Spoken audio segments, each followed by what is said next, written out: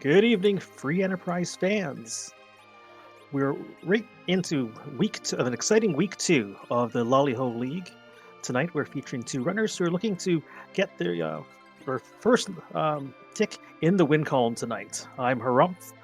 Behind the scenes, we have Oscar424 putting together the restream. We have Twisted Flax tracking our racers' progress tonight, and in with me at the commentary booth, I have Sheep Launcher. How are you tonight?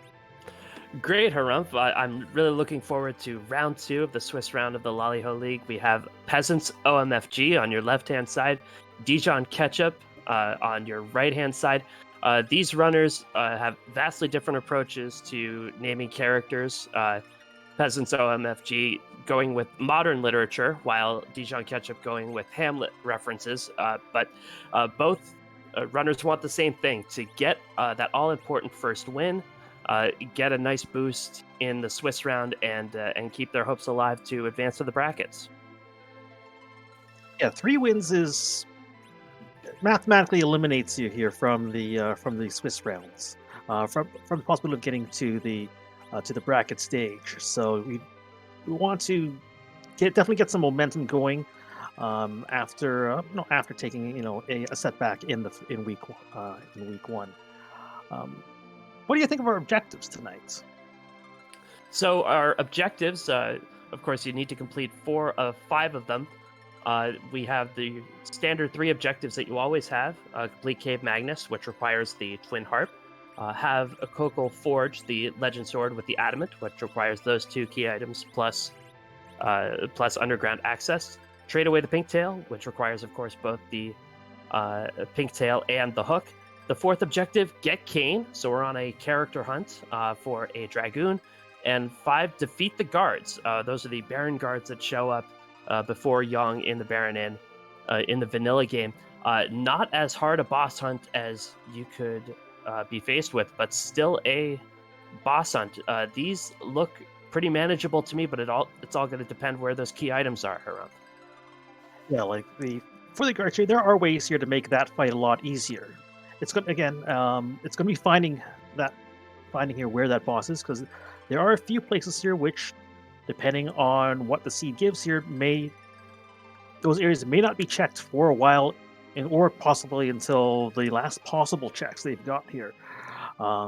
So depending on where everything is here, still could there still could be a long hunt. Although once they get there, it shouldn't be an issue for either of our runners.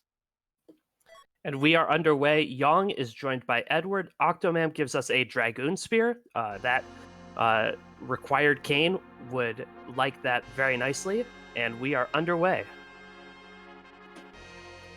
Yeah, like that Dragoon Spear here will definitely make some of the grinding a lot easier. Again, if and when they find that cane. Our runners hoping that they'll find cane very early. Dragon Spear will put out a lot of early damage if Kane shows up at a relatively easy to find place. Yeah, Young and Edward can both put out a ton of damage, but neither can do so right away.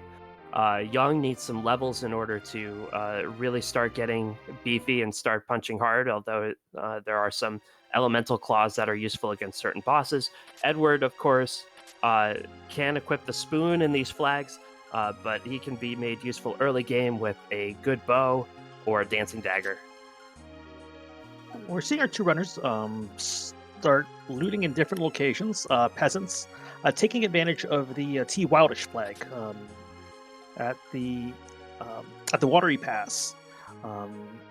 With T Wildish here, with the Watery Pass not being a location you would typically need to go to, within the randomizer here, we'll have a higher percentage chance that you'll get that that tier 6 loot here, and we do max out at tier 6. You're not going to see like dragon spears, crystal swords, or Masamune's items like that here in any of the non trap chests with this flag set. No, peasants showing us the full walk back.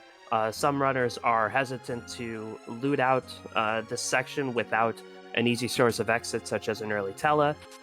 Peasants deciding the loot is worth it here. and finding a bunch of arrows in the back of the watery pass here. Not a ton else. Dijonketchup is choosing to do her looting in the back of Damsian Castle. And both the runners are now headed to the back of Mount Hobbs to check the character there and hopefully find a cane or someone else who can get a little bit more damage early on. Yeah, whoever's going to be up here, most characters are going to be a very welcome addition to this party, at least for right now. But with getting Kane as an objective, it really is a no-brainer to check Hobbs very early, and there he is. Yeah, so I see both runners, putting that dragon spear right away and getting that attack on the CPU spot here is manageable. Yeah, so Kane can pretty much single-handedly take care of the overworld for you with this Dragon Spear once he gets even a couple of levels on him. Peasant saying, no, I'm just going to use the Grimoire, and that's a Bahamut. That's a very lucky roll of the Grimoire. Ironically, Peasant's doing the burninating. Well, one way to make that fight go a lot quicker. And so Peasants has one of his 4 objectives down, and he'll head back down the front of Hobbs. Dijonketchup taking this fight a little bit more slowly, not getting that Grimoire, but will not have a real issue. CPU at this spot is annoying, but is not especially dangerous unless you mess around with those front orbs. Yes, CPU will cast Globe 199 without those orbs. It isn't a high magic spot here, but with these levels here, it's still going to one-shot any of these characters. And Edward's taking a nap on that one. But Dijonketchup gets through. Peasants diving that Antlion Cave, looting that out. Finds a Drain Spear hype. And yeah, you could. There's some nice strats you can do here with a drain here. You can either dart them here, or if you find an Avenger Sword somewhere, you can do some cheeky Soul Cane strats, which I don't think we'll see from our runners tonight. But one can always hope. Dijonketchup found some interesting loot on the back of Hobbs here. A samurai bow, which is a very nice bow for her Edward or anybody else she picks up. Also, a karate shirt, which Young will find useful. Yeah, the samurai bow here will have Ed deal, non-incidental amounts of damage here potentially here. Of course, we'll need to get a few levels here, but there's always a chance here that Dijonketchup could use Edward as an anchor. But it looks like here she is equipping that bow on Edward here to have him join the fight potentially. Peasants finding the Dark Imps hanging out at the bottom of the Antlion Cave. Dark Imps don't have the boss bits if they're susceptible to spells such as Stop. Plus, all they do is attack. They're not really a threat anywhere unless you're at a high attack spot, and the Antlion Cave certainly is not that. And that with that Dragon Spear, Kane will one-shot each of these here. So yeah, so it's plus it's not what I want to see at a more difficult place. And speaking of Bahamut, now Peasants has one he can call on if we find Iridia. That Bahamut summon also worth some money, and it'll be interesting to see if Peasants go shopping, whether he'll want to trade that in for a chunk of change. In these flags, it is worth holding on to items a little bit because items only sell for a quarter of their price, but you have to get money to buy your necessities from somewhere. Now they do come. Now they do start off here with some items here. Like you do have um, an elixir here. A few. A set number of cure two and cure two life um, spells, life potions. Each team here also gets a wizard robe, wizard hat, 10 rune rings, and then for the melee party, you also have a strength ring and a dwarf axe. Peasants found dancing daggers in the Fabul shop. We'll pick up those as well as some fire arrows. But having those 10 rune rings especially is nice. It's fun to just sell them off as soon as you can. Get yourself a nice little nest egg to begin your adventure.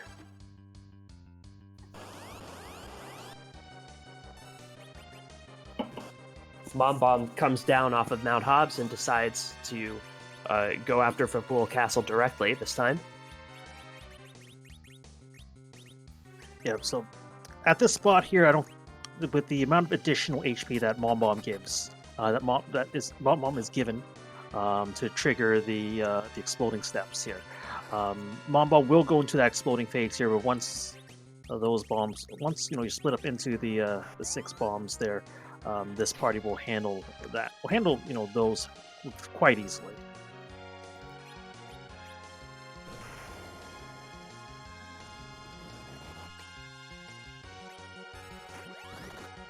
The explosion, not for that much damage. Young's kick attack, making a nice appearance here, attacks all those bombs, does some damage to each of them. It has its niche uses.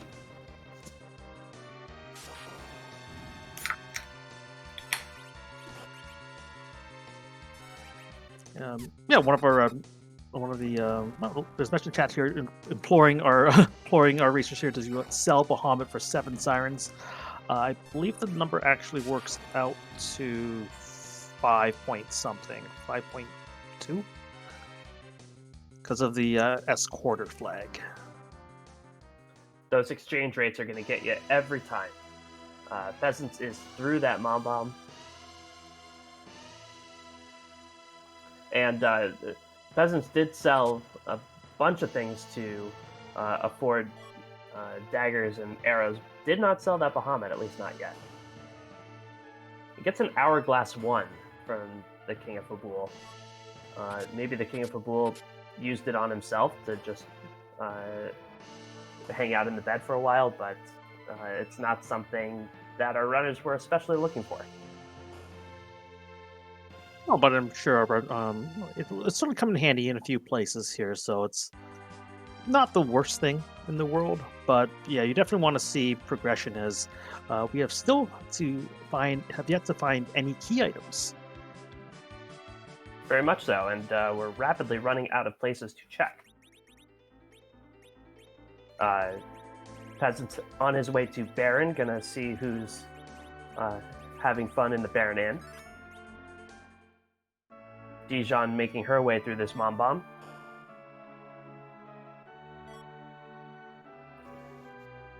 Alright, Peasants entering the inn, and we'll see who we have. We have Rydia here, having a drink with a Dark Knight Cecil. And I think we have come to preach the good news to Rydia of Bahamut Summon. Peasants takes down that Dark Knight. Could wait it out, but why? And ooh, this is a rough evil wall. Yeah, you're that's one shot here. Now there's some cheeky things you could do with evil wall here, but it would involve Eddie staying alive here and hiding. Yeah, and Eddie can't survive that first punch. Eddie can hide, but he can't hide forever. Peasants is going to bank on Kane staying alive enough for Evil Wall to punch itself, and for Kane to take care of the rest. not quite. Yeah, and this, yeah, yeah, So I guess we'll have to keep count. That's Evil Wall 1. Runners, nothing so far.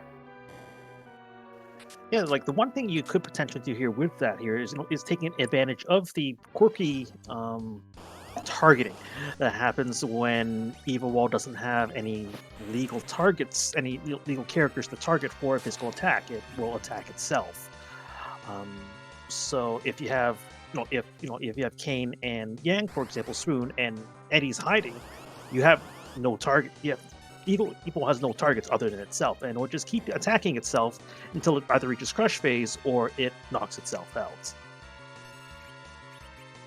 And that's, of course, what Peasants was trying to do in the first fight by having Kane jump so often. Kane doesn't count as a target when he's in the air. But he wasn't going fast enough, even at this slow spot. He wasn't going fast enough for to have Kane jump a couple of times. So he feels he needs both Eddie and Kane up, or at least just Eddie. And you're seeing that strategy right now. Eddie is hiding, Kane and Young are down, and Evil Wall is just going to keep punching itself until it crumbles.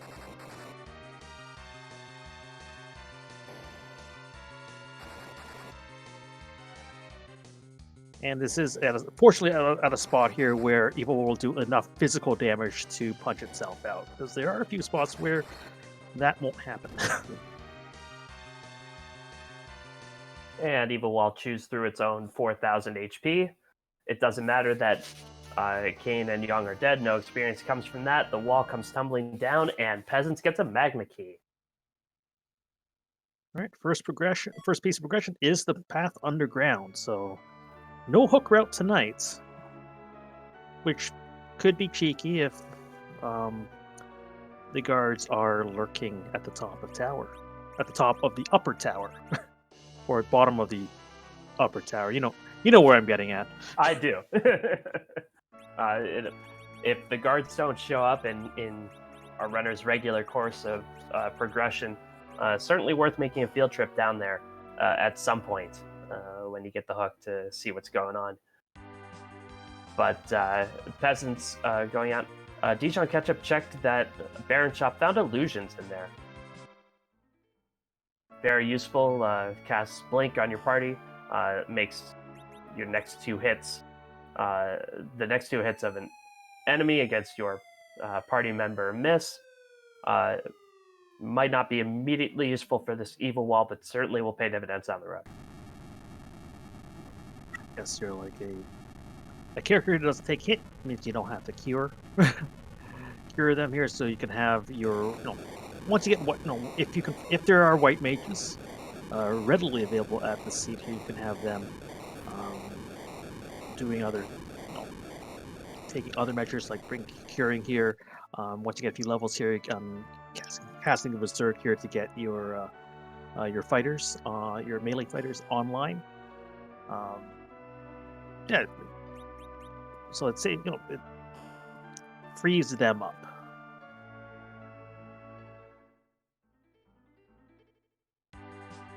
Dijon going to try the illusion and jump strategy, but all of her fighters are in the front row, and that means they're going to be taking full damage from those Evil Wall punches. Yeah, and I'm not sure how much armor was found with her looting. One of the flags we have on with the in the LaliHo Swiss rounds is C Neki. So instead of the regular starting items they have, each character here gets a random low tier weapon, and that's it. They don't have any armor. So they're taking full force hits here until they can find something to help soften the blow a little bit. Dijonketchup, meanwhile, checking the Mist Cave, finds a vanilla D-Mist, which is huge. D-Mist, wherever it is found in the world, provides a key item once you go talk to Rydia's mom in Village Mist, and that's where Dijon's heading right now.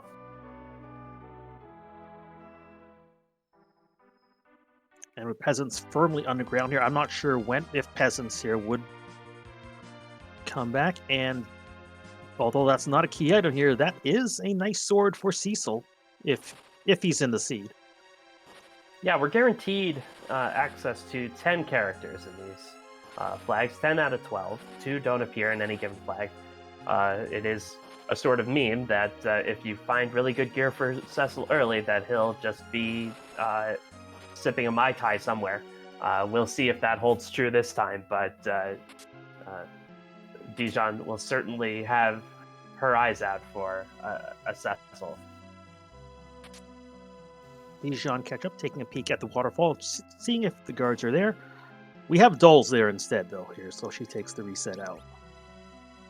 Peasants finds the pan in the free chest in Feymarch, which 3 more key item checks at this point.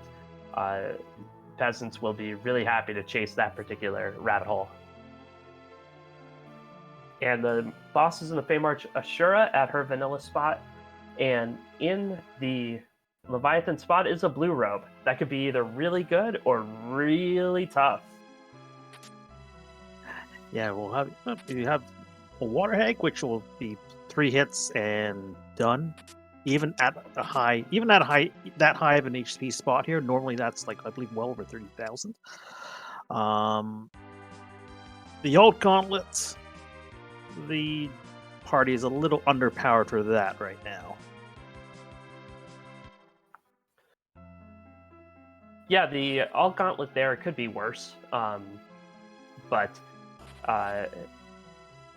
certainly not in a position to take a run at it right now. Might be worth it at some point to just check and see what you're dealing with, but Peasants decides that water hag is going to, even if it is a water hag, it's going to be fast and it's going to hit too hard for his low level party anyway. Dijonketchup, making the trip up Mount Ordeals, finds 2 cat claws on the way up in the first 2 treasure chests. That'll boost. That'll definitely help Yang put more damage out. Yang in the bed gives the spoon. Spoonward is online. Eddie, in most cases, doesn't deal a lot of damage, but with the spoon flag on, he can equip that. In Final Fantasy IV, the spoon has 255 attack power. It is the strongest weapon in the game. Normally, Edge can only throw it. In the hands of Eddie, even Eddie will be doing insane amounts of damage. Yes, and a Spoony Bard equipped with his true weapon, even Tella can't face down that might.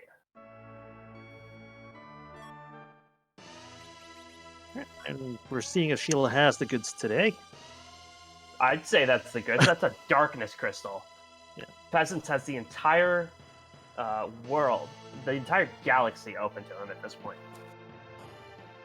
Yeah, it's a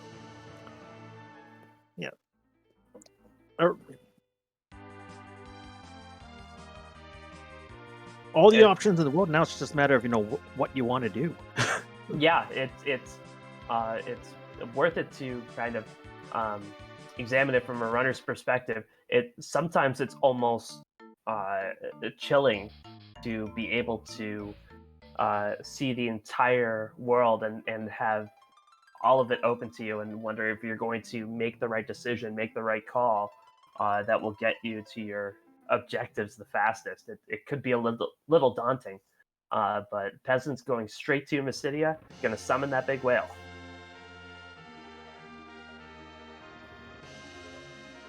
Meanwhile, Dijon, well, fortunately, there's a cane. Yeah, Kane with a Dragoon Spear will certainly help against Val. She fought off Baigan in the first spot, and if Dijon remembers this, she might know that whatever key item comes from here, there is another way underground, because Valvalis cannot block your only way underground in these flags.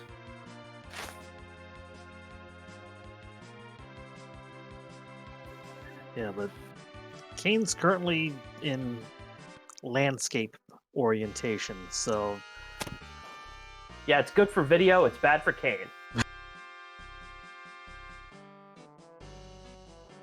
yeah, this will most likely be a reset. Yeah, And could be a peasants reset. find his peasants Sorry. finds his sirens in Dwarf Castle, so he's got all of the grinding opportunities available to him as well. All the grinding here, and with that Dragoon Spear here, it makes cracking ace is probably the easiest the easiest grind you've got available here, because even at these levels here, even at nearly base level here, Kane will a one shot here an egg. Um, so that grind would be done in a very efficient manner.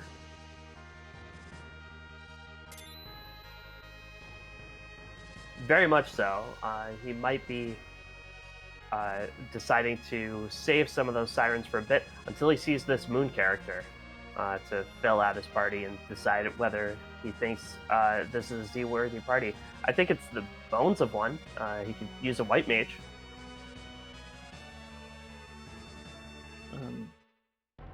Dijon is recalibrating right now. The fight against Belval's here was not successful, so she's trying to find.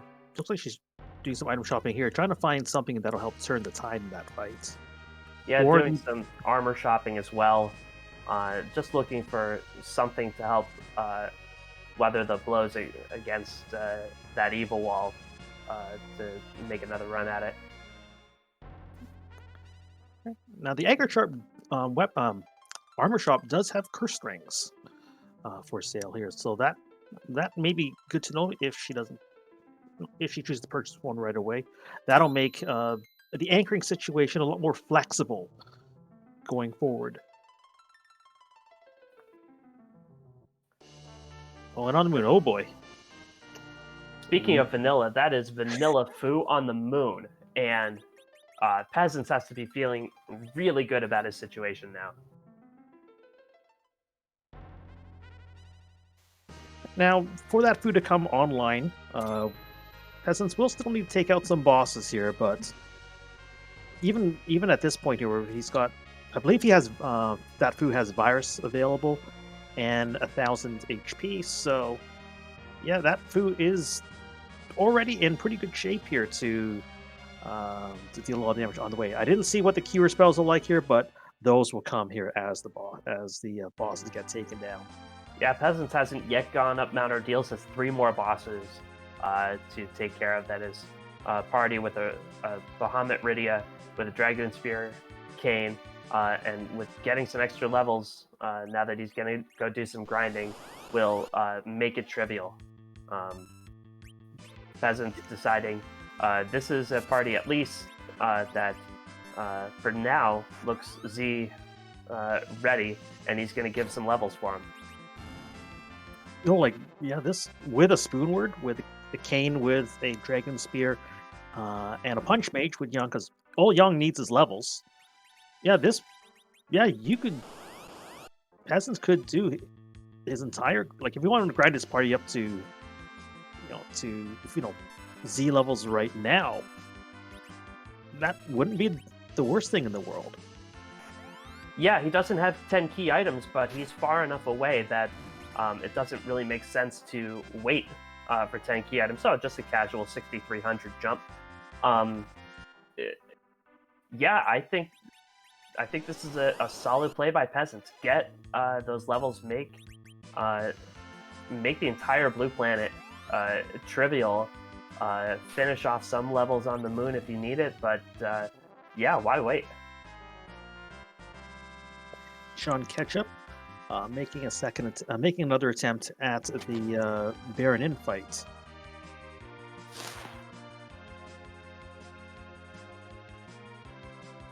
Taking a lot of damage from this Dark Knight.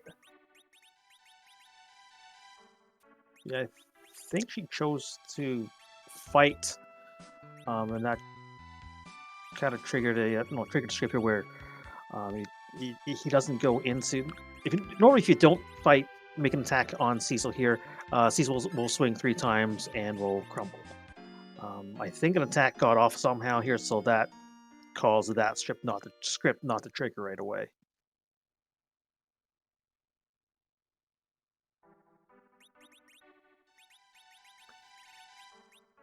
And with that And damage here, the evil wall just cleaned up what was left here, and she kept Eddie down here for that spot here. Having Edward up here alive here may not be the worst thing, because at the very least here, it's another target for Evil Wall to go after potentially. If you're trying to take down the Evil Wall here with damage, with damage as opposed to Evil Wall self-inflicted damage. right. Gonna give it another try, reduce that battle speed a little bit. That might help.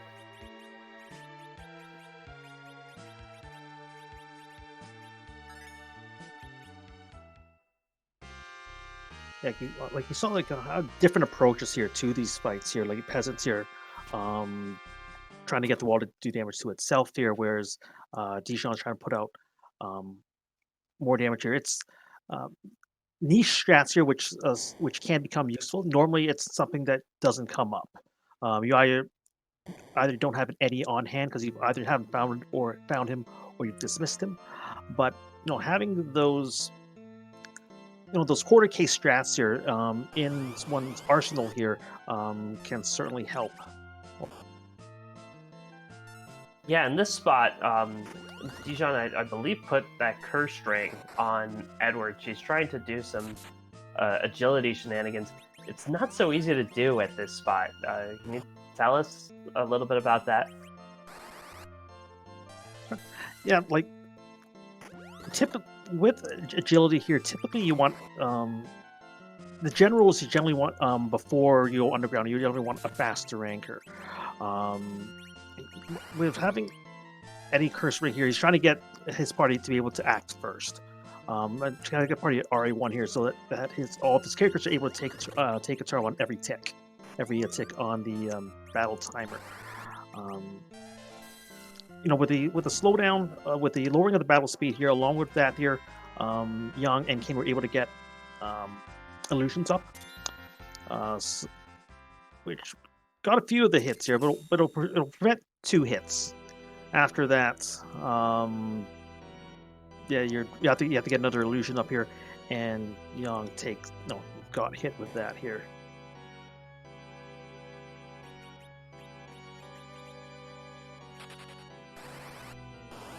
Right, now, Evil is doing damage to itself now here, but I'm not sure if it's doing enough damage.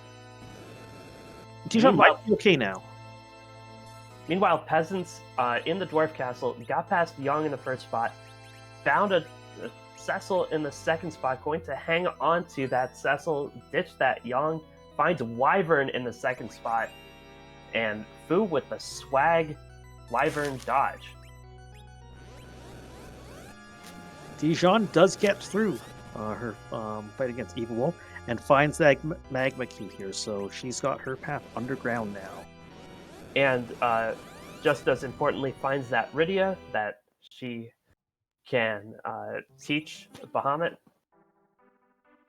But Peasants wipes to that Wyvern in the second spot at Dwarf Castle. Always one of the worst places to find Wyvern, just because you're so far from a potential save point. And although the magic power isn't too high here, like that, the Mega Nukes here in a lot of places will do your quad 9s here. We weren't seeing quad 9s here, but it's still enough here to wipe a party at these levels. And so, but even if you do get a little bit of power on them, you might have taken a few too many hits along the way here with this Young fight here. So it cuts it chips down on your HP here, so it does make that Mega Nuke a risk still.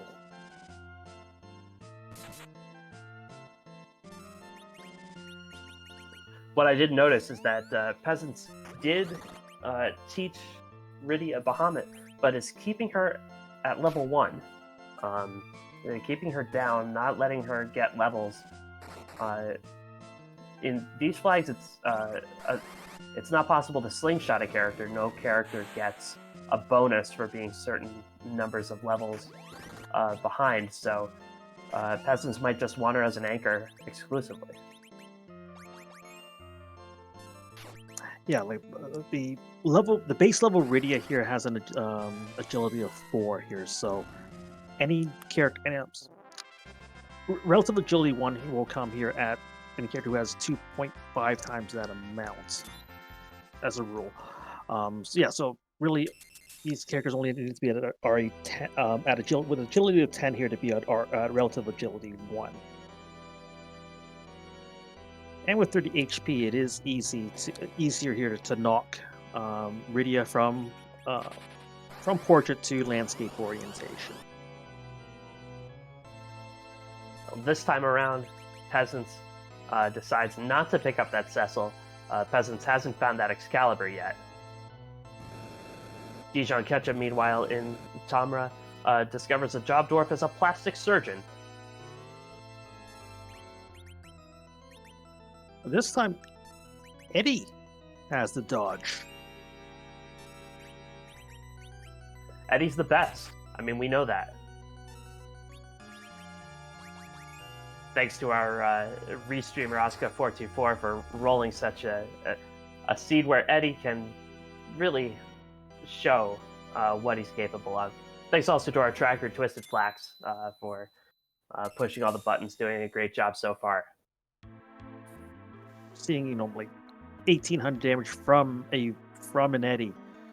I would have back row Yang here, doing 300.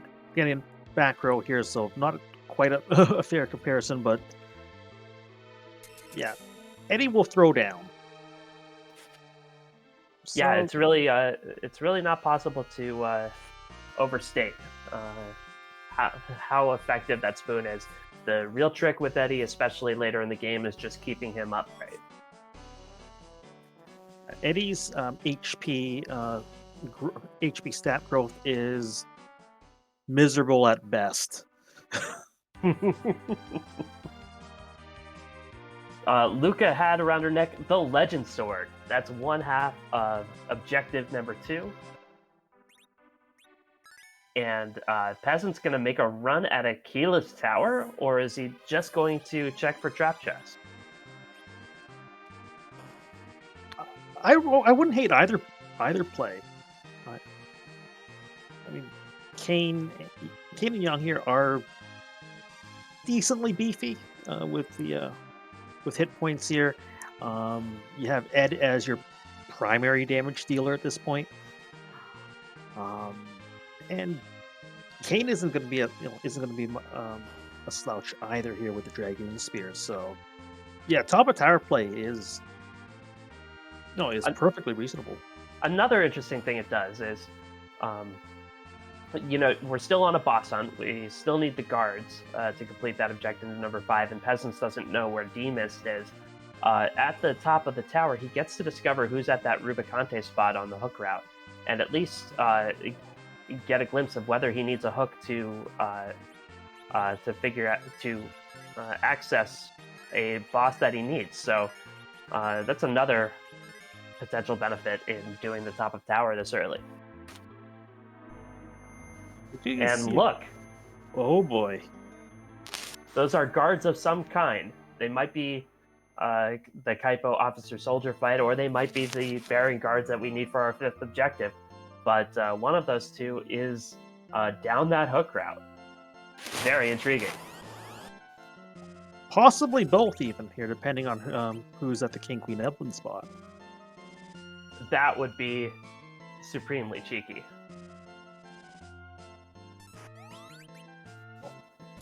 But first, the task at hand, we have Lord Zed, Mylon Zed, at the top tower.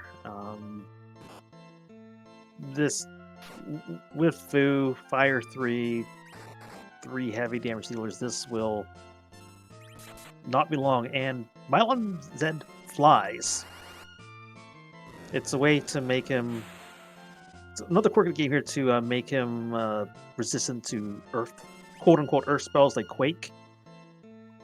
Dragon spears will do flying. Will do extra damage to flyers. So that's where those numbers are coming from here. Yeah, very susceptible to all of this party's strength. Dijon, on the way to the Fey March, picked up a defense sword for that cane. There's some debate about whether the defense sword or the Dragoon Spear is the best. They each have their uses, but a very nice pickup. And found out that in the King spot is the Alt Gauntlet. And Dijon won't be returning there anytime soon.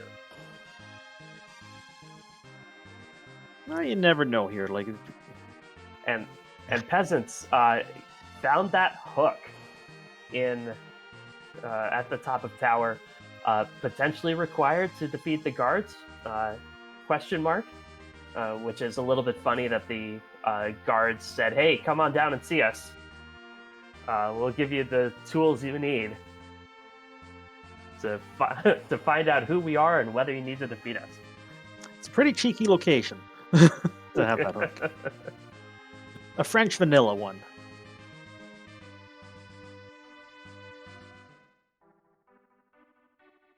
That is true. The cannon room does give the hook in vanilla, but the top of tower has the hook today, and Peasants going back up to the surface of the blue planet. We'll see if he goes chasing that hook. And dijonketchup playing a little bit of catch up.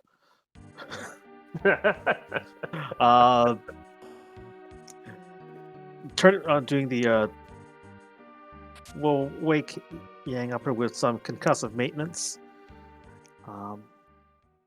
And That's very euphemistic. I'm not sure what Sheila's healthcare training is here. Yeah, I wouldn't use a pan either. I would probably use the pan to do the opposite. Yeah, there are much better ways to take care of somebody sick in bed with a pan than by hitting them over the head with it. You know, make some nice chicken stock and serve them some chicken soup. I think that would be much more intuitive. Do chickens exist in the Final Fantasy world, though? Or would you have to resort to Chocobo? I mean, they exist in Zelda, don't they? You have to We're fight talking them two off. different universes, though. And I don't want to think of the thought of having to, cook a Chocobo. No, I don't want to think about that either. Peasants at least going to check the shop down here in Eblin. I think Peasants is at least going to dive down this hook route and see what's waiting for him at the end. Nope, proving me wrong already. Gonna exit out after checking that stacked Eblin cave shop with both Bacchus wines and hourglasses.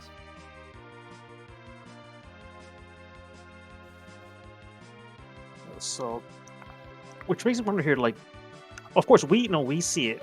We saw here that the end of the hook route here was some form of guard here. But when you're in a race situation here, sometimes you forget to keep you don't necessarily have that on top of mind. Like there are points where I'll forget who the character the bygone spot is because I don't pay attention to who gives me the first key item, instead just pay attention to what the first key item is. So it may be a case here where it's where peasants didn't notice. Mm-hmm. It is a long check as well. It's a lot of walking that you can't exit out of easily, and to get to that ruby spot you have to take care of the King Queen Eblin spot, which even at his levels is tricky and certainly could take a long time. So Peasants decides, I think it's a very defensible, wise decision. that's too speculative for him at this point. Yeah. Speaking of speculative here, right now with these parties, now that Peasants has turned down a Cecil, right now, because there's no Tella, there's no Cecil, there's no incentive to go up Mount Hobbs Mount Ordeals at this point. What if you got some spicy key item back there, at the top of that mountain? That's certainly a possibility. The only incentive that peasants would have is to beef up that foo a little bit. That's 3 boss fights up there, each boss fight getting our Fusoya 3 additional spells. That might be the only thing propelling him, or really the lack of anything better to do on the surface. So if there was something hidden back there, that could be nice and juicy.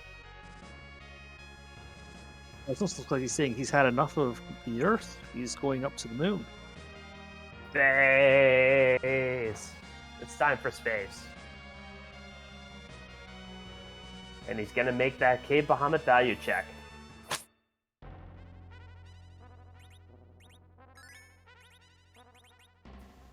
And dijonketchup looks like she's preparing to take on the Dwarf Castle, and will soon find the bad news of who's lying in wait. Yeah, that will be something. Although she has, unlike Peasants, has that Excalibur, so she'll be happy to see that Cecil.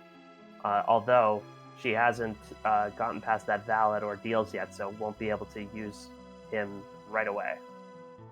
Peasants takes a peek at the Bahamut boss, decides he's going after it. It's a Dark Elf. Not necessarily the worst boss to see, because, well, at least in the first, in Dark Elf's first form, it's Dark Elf's going to be casting magic here. Magic power here is not that high at this. It's not high at this spot. It's the second form here where, where the dragon form will get a little punchier, but again here his party will have, with that dragon spear, that'll do a lot of heavy damage. If Fu has weak, because the second form doesn't have the boss bit, that will speed up that fight as well. And Peasant still has that hourglass left over from Kabul. The second form doesn't have the boss bit, so susceptible to stop. So in a pinch, just stop him until your Dragoon Spear hits.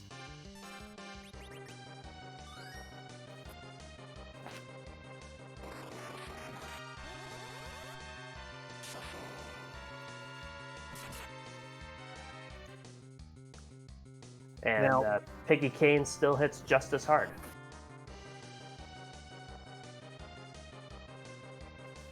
Now on Dijon Ketchup's side here, looks like she's trying to keep Rydia down as well, but Eddie's still in the middle. I didn't catch if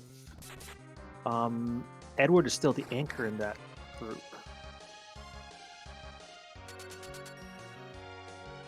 I didn't either. Taking a couple of big hits from Young in that doll spot. Yeah, having a that extra body here to deal damage here with Fu that Peasants had here when he took the fight here, looks like that is making a huge difference here when it comes to the ease. How difficult this fight will be.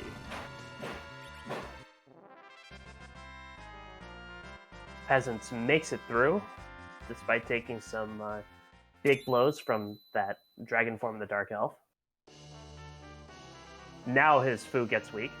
Convenient. He gets a Baron Key. Yep. That opens up two additional boss checks for that guard, and 2 key item checks. Yeah, we know the first boss in Baron is Octomam, because we wrote it down at the beginning of the race. But I'm glad someone did.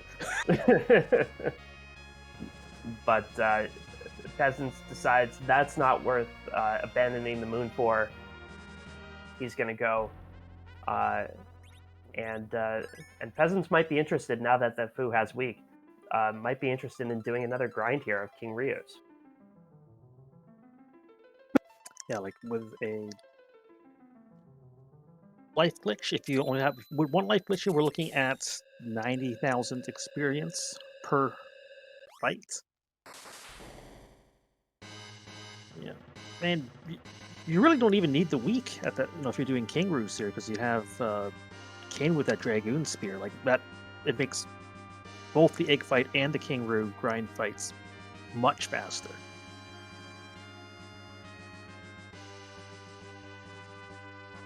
Dijon hanging on by the skin of her teeth here.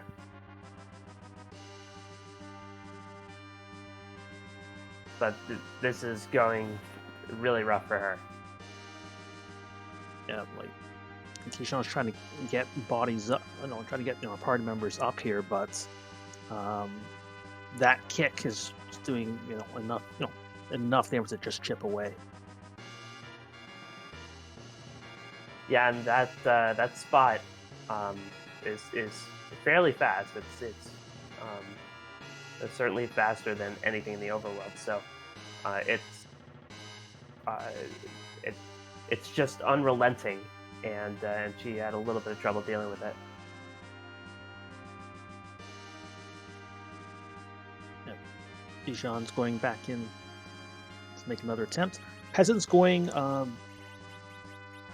to the bottom of the moon first here to do the key item check, to do the lower key item checks first. Top down versus bottom up here is, each racer will have their different preferences, although I suspect Peasants just maybe interested in full clearing the moon. Just get all these checks over and done with, and then go back to Earth. And welcome, Free Enterprise. Again, no spoiler. Please, no spoilers here from the racers, in case our viewers here want to catch what happened there here later on here when the race goes up online. Yep, but we have a good race here. Peasants is ahead by a little bit. We started with Yang, and our objectives: get the Kane, defeat the guards, plus the 3 standard. Kane was on top of Mount Hobbs, and there have been several key items scattered across, but no other objectives have been completed as yet. And we have a fully formed Spoonward, as befits an Oscar seed. But you don't even need a Spoonward here when you're up against King Queen Evelyn. You don't really need much of anything except a little bit of HP. No, the freest of free fights. All they do is cast Fire 1 and Fire 2, and then look back on their own lives and fade away. It's very poignant, but it's also very free.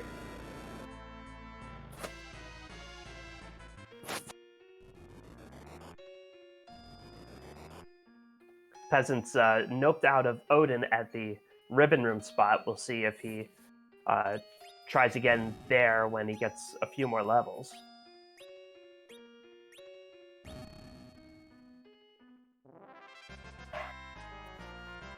Dijon recalibrating after still having trouble here with the first dwarf castle fight here. So yeah, gonna summon that whale. We'll see if she does some of that character check, that shop check. She'll be really happy to see that Fu if she goes to the altar.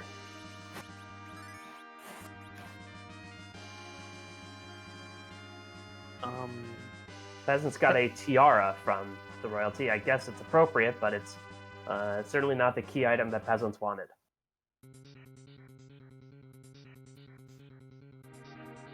No, it's Peasants now making his way to the Masamune altar, and we'll see Who's behind? Oh, That's this is the opposite. Kainazzo. That is very rude. 3 fights, like, yeah, can't clean up here. Yeah, this is one spot here where well, there's a lot of bosses if you quite frankly don't want to see at the at this. Also would be close to the top of that. Well, definitely one of the ones at the top of that list. Yeah, it's this spot is very fast, so it's going to take precise timing for peasants to get those Thor rages off to stop Kainazzo from unleashing those waves that are commensurate with how much HP he has, which is a lot. And Kainazzo will punch as well here, and this spot punches pretty hard.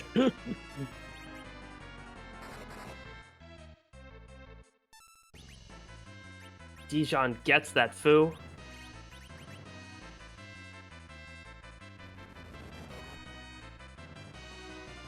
And is heading back down to the blue planet with a mop in hand. And hopes to clean up those dwarf bosses. Although Dijon still doesn't know here who's behind Yang. Yeah, we've been waiting for Dijon to get surprised here for a few minutes. The waiting is the hardest part, really. Dijon could even potentially also make it. Oh, she's going. Yeah, she's gonna go back down here. Ordeals. There was a chance here she could try to take the Ordeals fight as well. Yeah, it looks like she's going to do a little bit of grinding. I'm still in favor of at least attempting Ordeals for Dijon now that she has that foo. Get that foo online with try and see if Nuke will come early for her and make the rest of the seed trivial.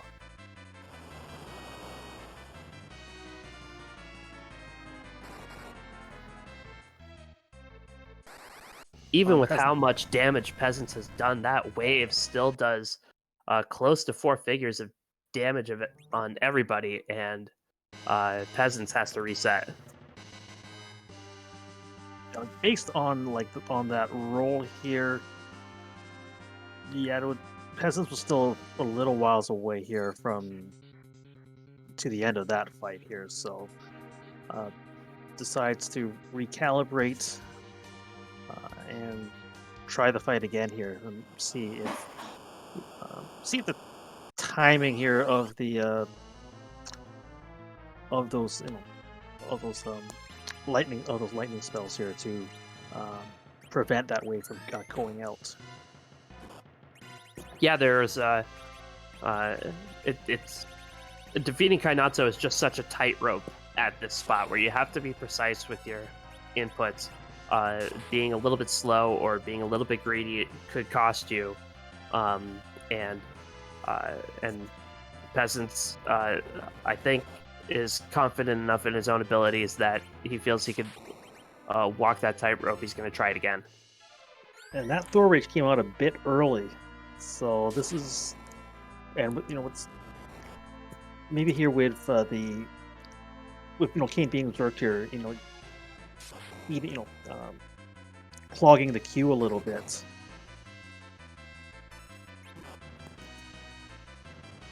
Yeah, Berserk fighters basically take their turns and prevent ATB ticks from going up via some kind of dark magic that I don't really understand, but it does make enemies a little bit slower when your fighters are berserked. Was able to get the first wave stopped here with Thor Rage, with a second Thor Rage here. Fu went out with a third Thor Rage to see if that. We'll see if that. Looks like that timing here worked out. Yes, because Kane also decided to punch Yang straight in the face. Meanwhile, Dijon decides to get rid of some levels and Rydia will cast Bahamut, which will take care of this Karate Man in short order.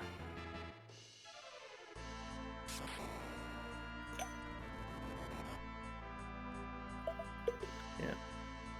So far here on Pet's side here, this fight looks like it's going through a lot more smoothly.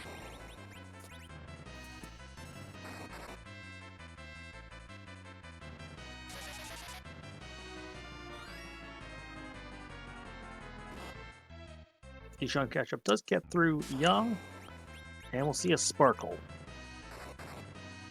She will also see that Cecil.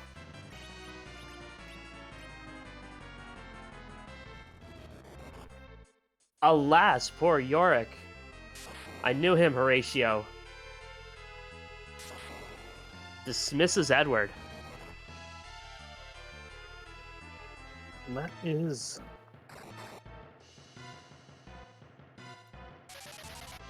And that's a really unfortunate wipe. Dijon, I'm sure, felt like she was getting a foothold in the seed. And then just a Wyvern shows up and goes Blarg. To her credit, she's going right back at it. Yep, does make one adjustment here, switches to Wyvern Daylight Time. Yeah, happy daylight savings time, Haram. Yeah, it's another clock change, I wish. Grumble, grumble.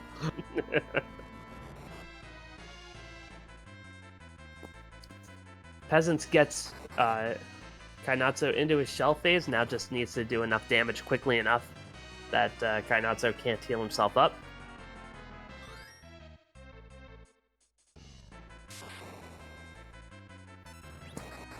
$3,700 per remedy.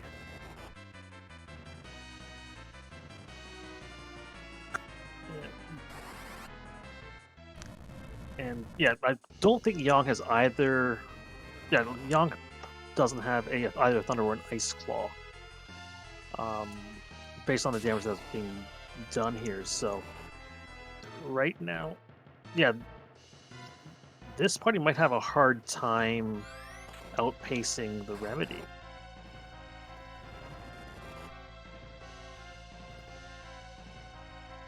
Having a Berserk Daddy may help, though. Yeah, having 3 Berserkers will help clog up that queue. But still not putting out tons of damage. We'll see if it's fast enough.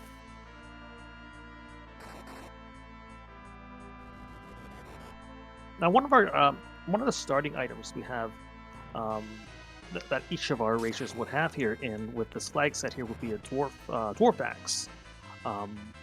One characteristic of the dwarf axe is that it has long range, so it deals the same amount of damage here from the front or the back row. But once you have a,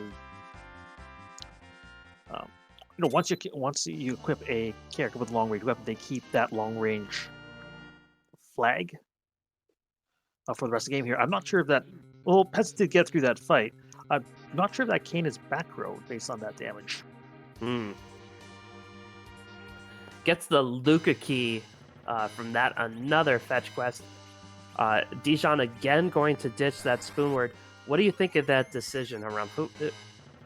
You have a Cecil. You need to go up ordeals to get that X-Cal online. With this party, who would you want to ditch in favor of that Cecil? And a lot of racers will have different opinions of this here. If there was no Spoon here, definitely Eddie would be the one to go. With a Spoon here, the decision here is a lot. There's a lot more debatable on whether you would keep the Edward here or even keep the Rydia. Well, although Rydia having, well, actually, I'm not sure if Dijon does have Bahamut on her Rydia. But yeah, but she because does. Yes. Yeah, okay. Yeah, so that would. Yeah, I believe her thinking is that Cecil has a much nicer HP curve. So when in that final fight here, she'll have an easier time keeping Cecil up here to be able to deal damage in that final fight.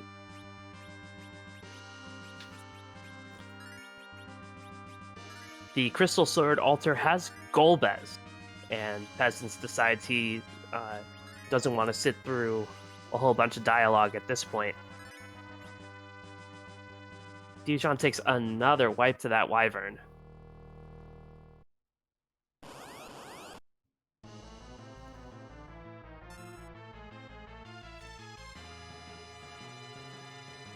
Yeah, it's a trick spot here. I'm not sure what the agility situation is. Oh, all right. So that spot here, because yeah, the second fight here, even with Wyvern daylight time, I wasn't able to get any Starbale, any walls up. Was able to have the fight get to that point here because Fu did dodge the Mega Nuke, but now here with the party slowed down even further. With this go round here, I believe she'll be able to have a few additional characters stay up. Yeah, she slaps that curse ring on Rydia, put Rydia at agility 1. Should be able to get in a few more turns before Wyvern goes Blarg. Meanwhile, Peasants getting back after that Golbez fight, and with several of his characters Pig and or Small. What's going on here, Huron? Well, these character status ailments here, there's a priority to them here. So at the beginning of the fight here, Golbez would hold cast to paralyze. However, here since the Piggy and Size statuses have a higher priority here, the characters don't become paralyzed. So what this gives them the ability to is be able to take actions leading up here to when Golbez becomes a target, a successfully targetable enemy. So you can get walls up here, Starbales up here in a more expedient manner. It's not because pigs are cute. In this case, no. Now the other side effect is that at the beginning of the fight here, you did see a Bacchus wine being used here. Piggy would have a higher priority here than Berserk status, so the Bacchus wine doesn't work either. It works both ways. Dijon doing take 3 of this Wyvern fight. Gonna try and get this Starveil off.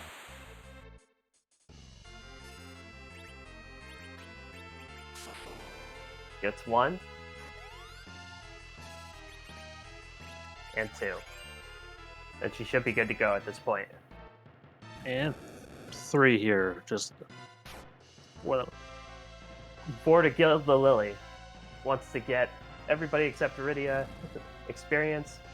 Meanwhile, Golbez is asking questions. Well, he's asking one question. He's asking why, because Peasants has just killed him.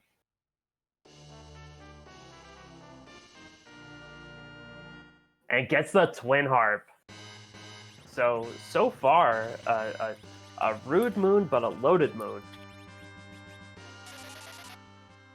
yeah, and Peasants has to be feeling good at this point. Although not a lot of key items here, is finding different points of different ways to different points of progression. On the Jean side, with this many wipes here, it's tough to feel like it. She certainly can't be feeling great at this point. We'll see here, how her strategy may change here to try to catch up. Yeah, it might be time for Dijon to start taking some risks, but I think her first order of business is to get that Cecil online. and get his X-Cal starting to swing. This becomes very interesting, if potentially interesting here, if this guards some sort of progression. If this guards some sort of progression, Dijon making her way up here to get Cecil online, Peasants doesn't have that same impetus, so that may be it may be one of the last Atom spots checked.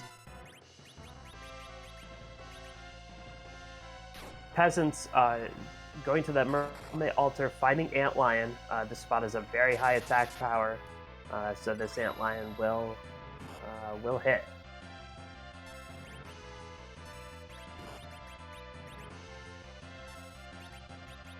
Yeah, if you want to take on this moon, you got to put on your shin guards. You got to come to play.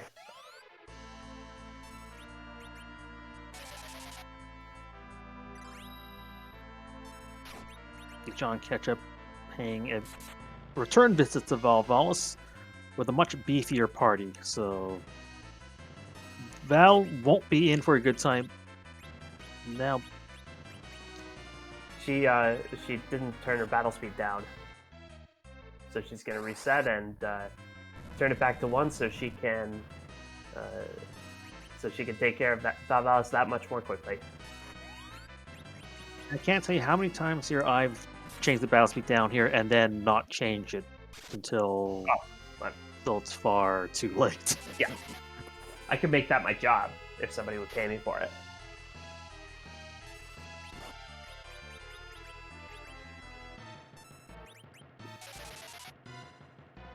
So Peasant's having a rough Antlion fight. Only 2 of his characters up at the moment.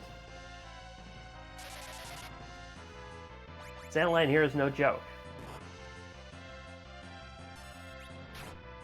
Casting life wants to at least get another target up. Eddie goes up, Eddie goes down.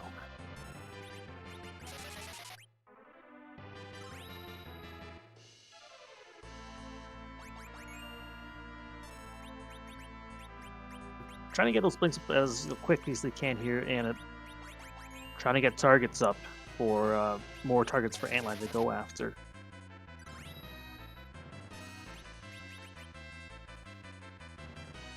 Yeah, oftentimes, even having characters with low HP up, it's not that bad because Antlion will one-shot a lot of them anyway, and it just gives Antlion more things to aim at. And it looks like your Peasant has stabilized the fight in terms of keeping his party members up here, so... A very nice recovery. Indeed. Ketchup gets the crumble. And now I'm thinking of a ketchup crumble, and I've just disgusted myself.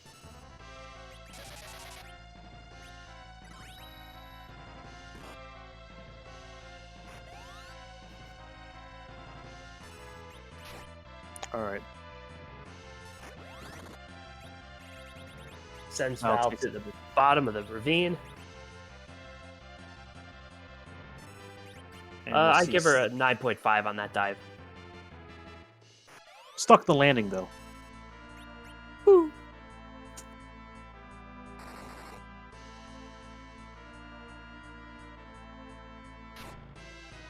Well, it's a very nice sword. Yes, it'll make... Yeah, but makes people go Berber. Yes. But unfortunately, it's not going to give her a routing advantage over Peasants.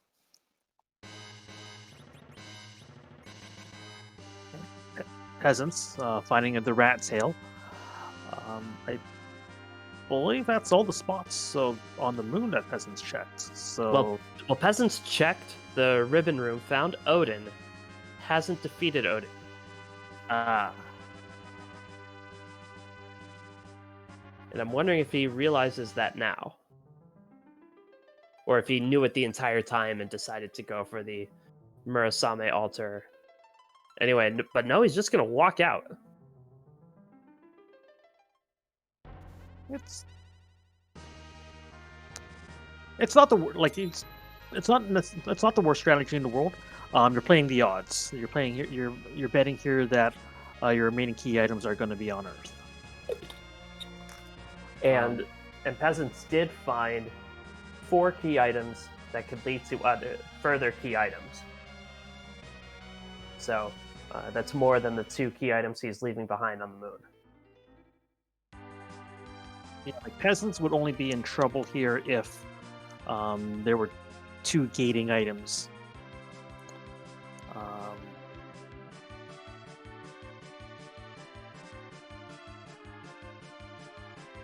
Chat pointing out that that peasants doesn't have any life potions. I believe life potions were for sale in Troya, and I don't think peasants has even been there. You get a certain number when you begin, but with how rough that moon has been, he's burned through those. we're going to take a peek at the rat tail. Oh, that's off. That looks familiar. That's a nice rock, and in fact, that's a nice rock that Coco could use to forge and give us our second objective. It's also vanilla.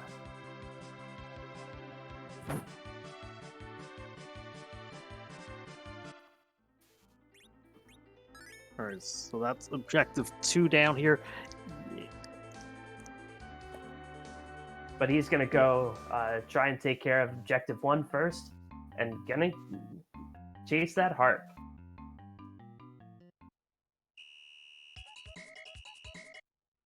Yeah, at this point here, peasants really only either needs to find a pink tail or the guards here to have go mode. That's true. Pheasants hasn't completed objective 2 yet because he actually needs to visit Coco, but he has all the ingredients for it. Just a matter of getting there.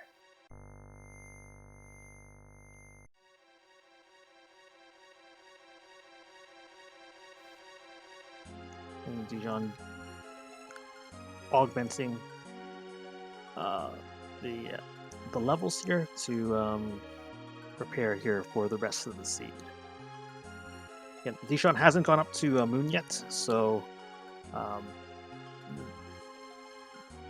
that could be her next destination afterwards after a grind like this. Yeah, we know the moon is thoroughly required, but she has a couple of options here on this planet. Either way, going to try and get some levels in order to stabilize her party, and she's hoping to make it through with a minimal amount of fuss going forward.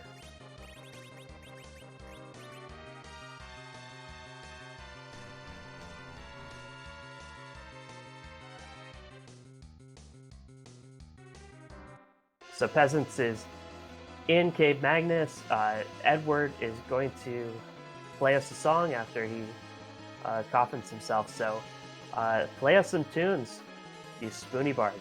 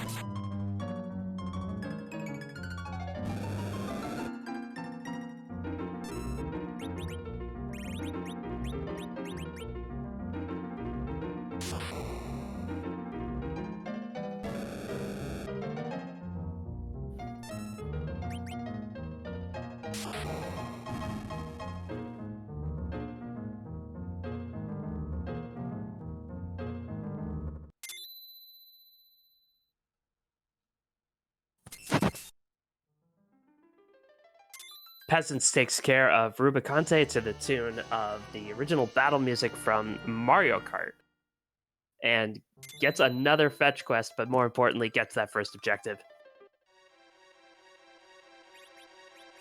Yeah, like peasants again feeling in a must be in a good place for feeling well right now. Dijonketchup taking a crack at the alt gauntlet though. Um, maybe a meta, maybe an play here to try to catch up, thinking that peasants may not have done this spot yet.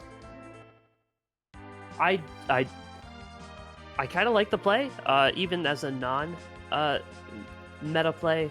You need some levels. This is a good way to get some levels, and this is a little bit meta, but you have to figure that no matter who you're playing against, nobody's going to want to do the all gauntlet. So if you have a party that could use some levels and you need a key item anyway, why not give it a try?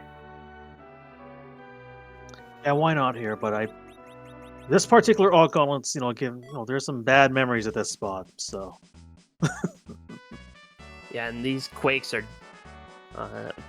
doing a number on Dijonketchup, just putting a hurt on her.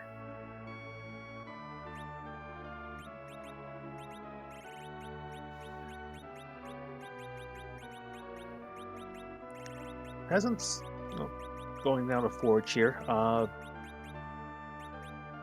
saw a Stardust book. Yes, along with a crystal helm, I think a glass helm, and a white spear. Gonna take that Stardust Rod for that, Rydia. And takes care of that second objective. I believe it was a crystal ring that he grabbed here. Correct.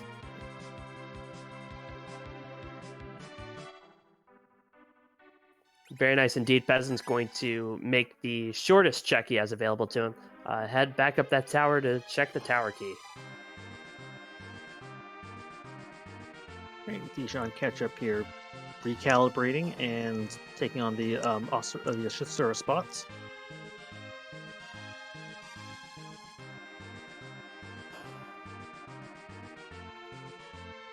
Yeah, Vanilla Asura here is not a joke. Gonna try and get those blinks up because Asura here will hit hard. Not even worrying about Asura curing herself until she can be fully prepared to start attacking and taking the brunt of those hits. Yep. Now with Asura here, you'll have two different strategies you can approach this with here. You can, if you have a source forest, you have 2-star whales or a mage, you can cast wall. You'll want to cast put a wall up on Asura so that she'll reflect those clear spells back onto your party. The other way here, I'm not sure if it's which can be used here in maybe your lower HP spots, is to life 1 lock. So if you have, so if you're able to attack you just as you cast life 1 here, you can keep Asura with the gray face so that she never actually cures herself. She just keeps casting life 1 on herself, and life 1 is highly ineffective against living beings. No, I know I've had life 1 cast against me and I still don't have a life, so it's really not effective.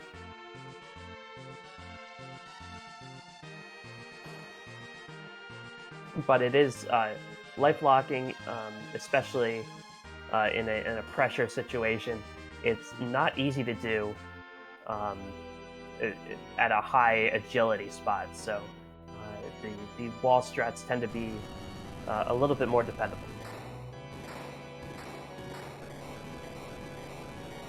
And then it's just a matter of being able here to get enough damage in on Asura here before that wall falls off.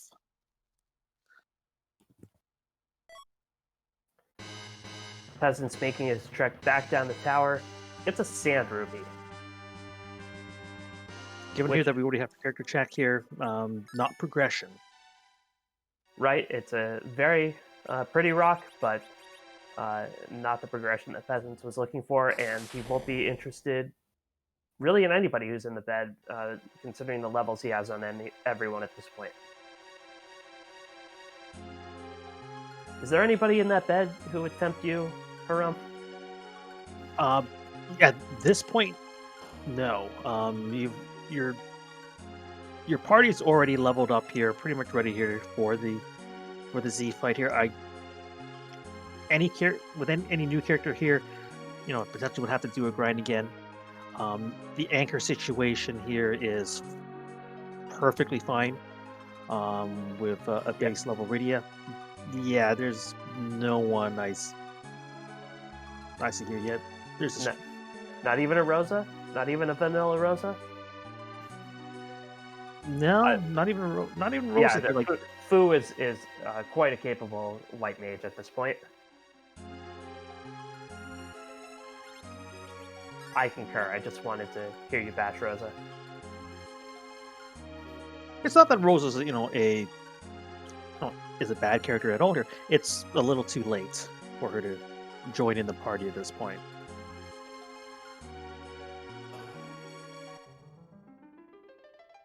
Peasant's doing this Luca cave check. Still has 2 boss hunts. And, well, he's going to walk that out anyway. That's a pink tail. And That's Peasants is in go mode.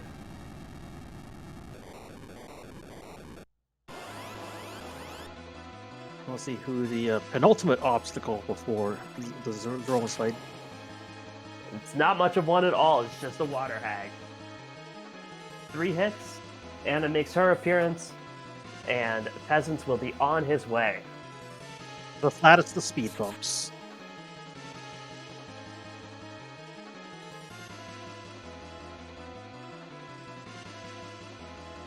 It's nice that Anna is telling us to believe in ourselves, but I think Peasants is believing in all the levels he's got on those characters even more. Dijon gets through the Asura fight here, only finds a silver apple though. No, we know here where we now know here where the path lies here to get 4 of the 5 objectives and possibly all 5 here of the objectives because we still don't know who for sure or who's at the Rubicante spots. Yeah, and at this point, I guess we will not know. I guess that will be information that will be hidden from us unless Dijon decides to make that particular leap. Yeah, Peasants got that Luca key really hard fought. That was behind Kainatsu at the Ogopogo spot, and he makes it pay off.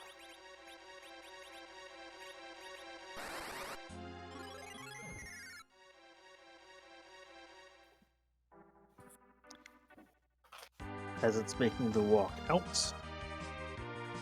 Dijon making the walk up Tower Zots here.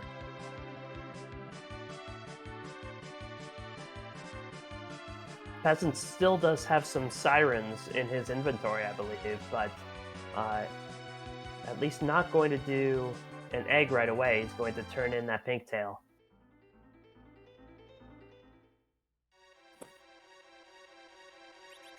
We'll see what's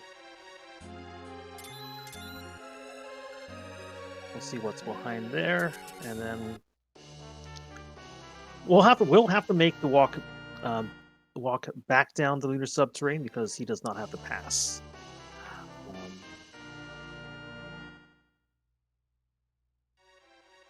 Gets an Artemis bow, not something he's interested in at this point. No, his. Yeah, at this point here, it's head up to the moon and. So it looks like he's going to go back to the Eblin shop. There are Bacchuses, there are Hourglass 2s there. We'll likely want to pick up some more Bacchuses for that Z fight.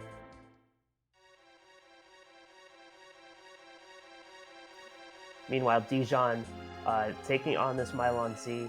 At the top of tower, the attack power isn't great. It does have a ton of HP to chew through, but Dijon should have the levels to take care of it.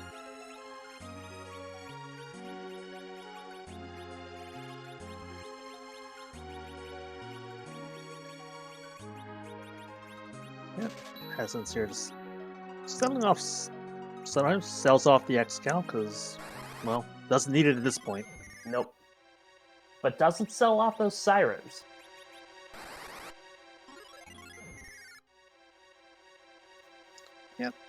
Yeah, looking at the levels here, like Peasant's maybe thinking he wants to get a little bit more HP on Edward, so that he can survive a non-nerfed Big Bang. That is the dream. Yeah. Under 900 here, it's a bit of an ask for Eddie right now. Looks like he's going to do the grinding underground, though. Yep, he's heading back down to start cooking some eggs. They'll be 68,000 apiece now that he has all those key items. Do I see 15 key items? A whole bunch. More than enough. 15, yes. And while Dijon is trekking back down the tower and Peasants is doing his grind, I do want to give a shout out for the seed and for showing you all the pretty pictures.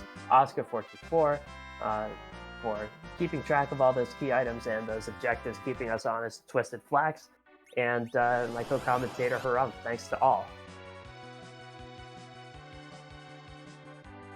Yep, give our racers and and the team a follow. And if you are looking at this for the first time and you think, hey, this looks like fun, we have a Discord you can join as well here. We've got guides on how to get started with the flag set here, and again, this is only one example of the type of randomization you can do with free enterprise here. You can make your seed here as easy or as impossibly difficult as you like. So join this Discord here. We have a very supportive community here who who's, and there are tons of people here who will be more than happy here to help you out, help you get started here with free enterprise. Yeah, and even if you don't want to necessarily run the seeds, you just enjoy watching them, Discord is a great place to keep up on the Lali-Ho tournament as it's happening. There are 105 runners, I believe, in the tournament, and you can keep up with all the action here on RPG Limit Break, on the Free Enterprise channel, or in the Discord, and keep up with all the action. You don't want to miss any of it.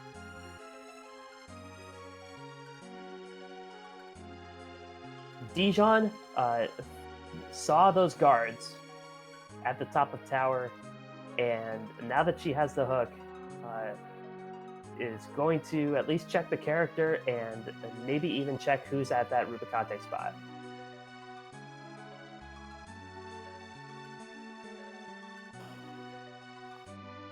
Yeah. Peasants looks like he's finished up with his grind. Eddie is comfortably above comfortably into the 4 figures now in HP, and will make the trip back to the moon, and on the way down to take on the final boss tonight.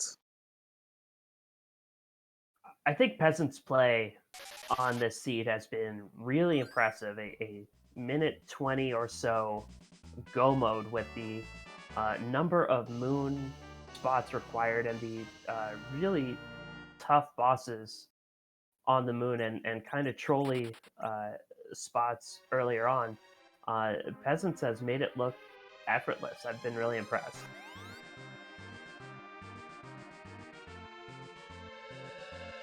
Dijon finding a second Edward. Unfortunately here there's only one spoon, so well, now Dijon has 0 Edwards, right? She yes, because she sent the first one to to the Dwarf Castle bar. Yeah. To the FF4 locker room. Wherever that is. Maybe it's in Troya.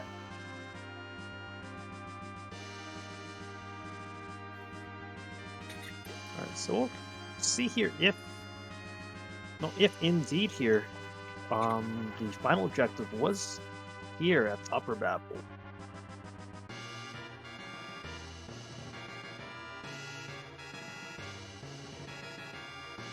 Peasants making the long trek down the lunar subterrane.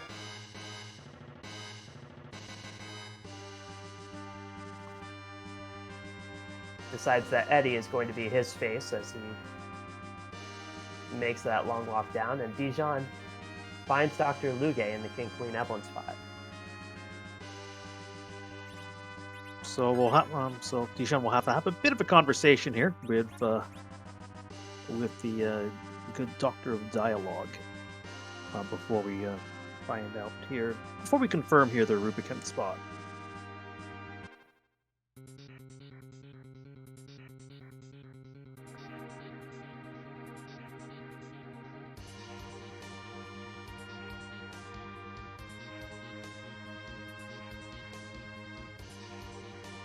Peasants is on his way to the final boss of the game, Zeromus. Well, since this is a randomizer, we can't just leave Zeromus the same for every seed.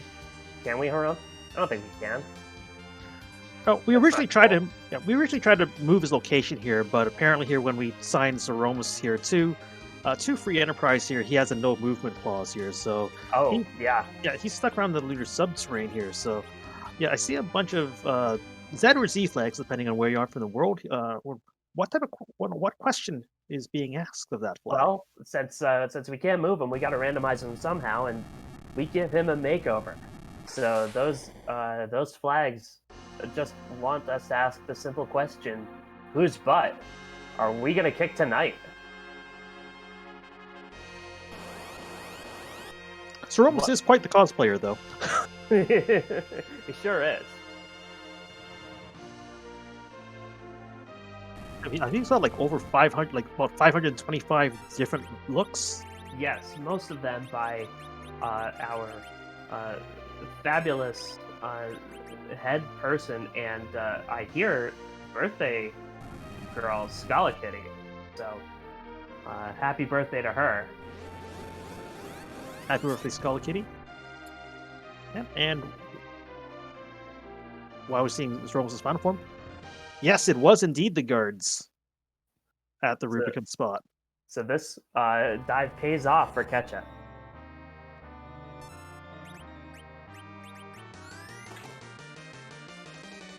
And it's the giant banana from Donkey Kong Country. I'm sure it will make a lot of banana bread. Peasants is going to drink the wine and kick that butt.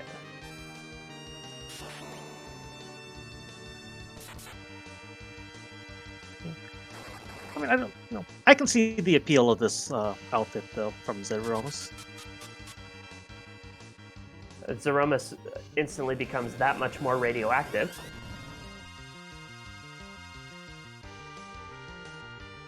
The counter nuke goes straight to Rydia, so... Perfectly targeted. And Rydia officially doing nothing in this scene. It's a shame. No, she did one thing. She absorbed the nuke. There you go. Dijon gets through that guards fight and powers up her food to full power.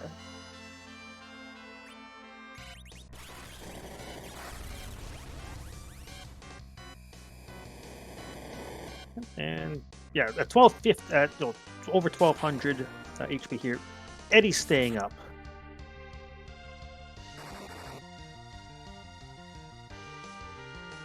Yep, take on a nerfed Big Bang. We'll see if Peasants bothers to even try to nerf another one. Or if it even reaches another one.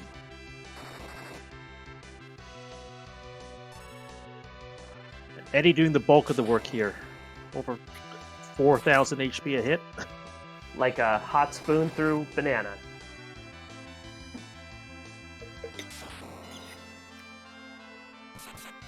Yeah, I think. Yeah, you might have to peel the banana first, even with the hot spoon.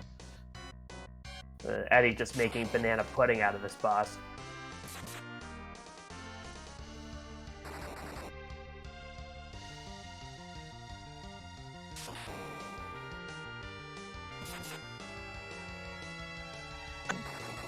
Dijonketchup making and look headed back down the Fey March to make another attempt at the alt gauntlets.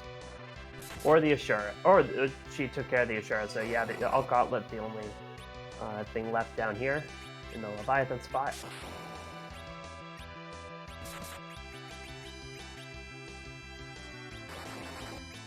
Yeah, with the free berserkers here, it's cruised like it's Yeah. get around the controller at this point. Yep. The Big Bang comes out. Cure 4 on everyone. Eddie Edward will did be his taking part. that. Thank you for your contribution. Could run into some problems here. Quick Rocks comes out, but that Cure 4 comes out first. And that Yang is pretty beat. Like even after that unnerved banger was still in a pretty beefy state. We've In got Rock. Medio phase, Peasant's just about done. And there is the flash. Peasants OMFG finishes in first place in this race, moves to 1-1 in the Swiss rounds, an official time of 1:38:46. GG to Peasants. And we have Peasants in here for an interview here. GG Peasants. Hey, thank you.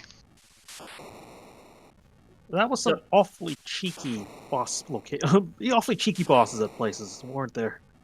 Yeah, pretty tricky moon, I'd say. But it wasn't too bad. I definitely had no chance at Odin until probably at the end of the moon, and even still, I had no life potions. I had to walk out of the moon, so there was probably no way. Yeah, the moon held just more than its fair share of progression items. What did you think when you kept finding fetch quests up there? I nearly considered going down once I got like Baron Key. Like I was like, that's nearly good enough, and then Luca was like, it's pretty close. But I was like, if I'm up here, I may as well finish everything off. And getting the rat tail from Antlion, I was pretty happy because that was a hard boss, and I was happy to be rewarded immediately from it with like the adamant, I think actually. Yeah. Now, with regards to the objectives here, like the objectives here, once you got your canvas here, kind of everything kind of fell into place here. When you did the tower, the fight at the top of the Lower Babel here. Yeah. I went out, I finished the seed, I went out to talk to my brother, and he was like, dude, the commentators thought you were so smart. And he's like, but you didn't even see it. But yeah, apparently guards are up there. Or there was one of the guards were up there. But I didn't even see it, I just saw the Mylon on the hook. Yeah, like it happens here to all of us here, where we'll forget here. Like I'm sure many a runner here have forgotten who was at the Beigen spot. So it's certainly understandable here because when you're locked in, right? I mean, this seed I was like, man, who was Beigen? Was it guards? Like that's all I was thinking. If I was thinking of where guards were, that's I was thinking of Beigen's spot because I couldn't remember. Well, next time you could just pretend to notice everything and be smart. Oh yeah, I'll just pay more attention next time, probably. So, that was a pretty solid world tour. You did 15 out of 17 and still finished in less than an hour 40. Did you feel confident throughout the entire thing. There were a couple of hiccups, but it seemed pretty smooth from up here. The there was a bit of second guessing when Wyvern came out in Dwarf Castle, and then I literally got out of RA1 to pick up the Dark Knight Cecil, which costed me, and then going back, I didn't swap my Yang and Kane around, so basically I was saying no to Dark Knight Cecil and no to doing ordeals, which didn't end up like being an issue, but I mean, like, that was definitely on my mind during the seed, if there was, you know, a really good item for Cecil that I might be in the back seat. But I think I did like the Kanazo fight and a few of the other bosses on the moon pretty well, that I was decently confident that I was probably in a decent spot.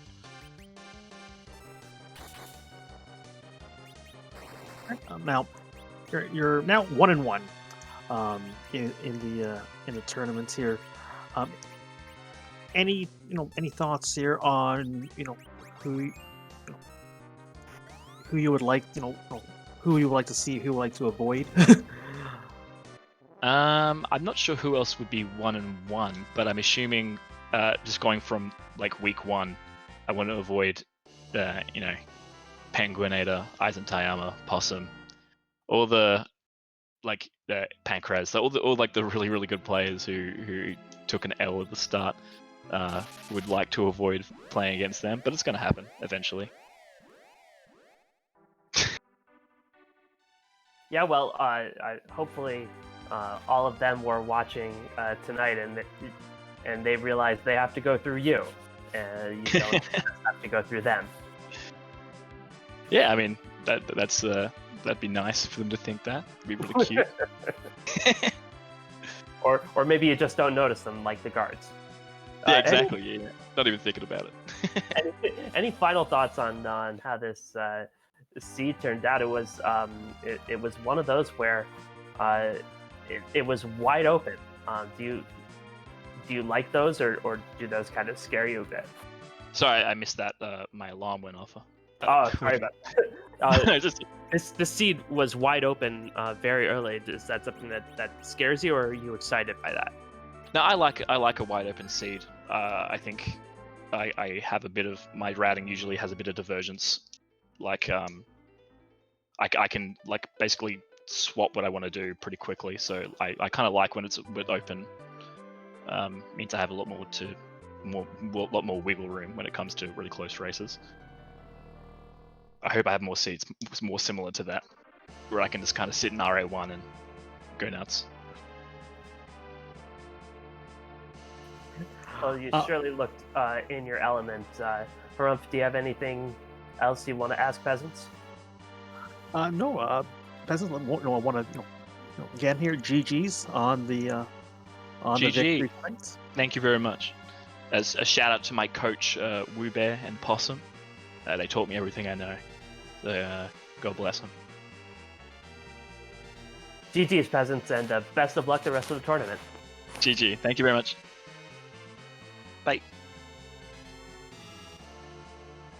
Right. In the meantime, dijonketchup does get through the All Gauntlet, finds an Earth Crystal. So we are going to be seeing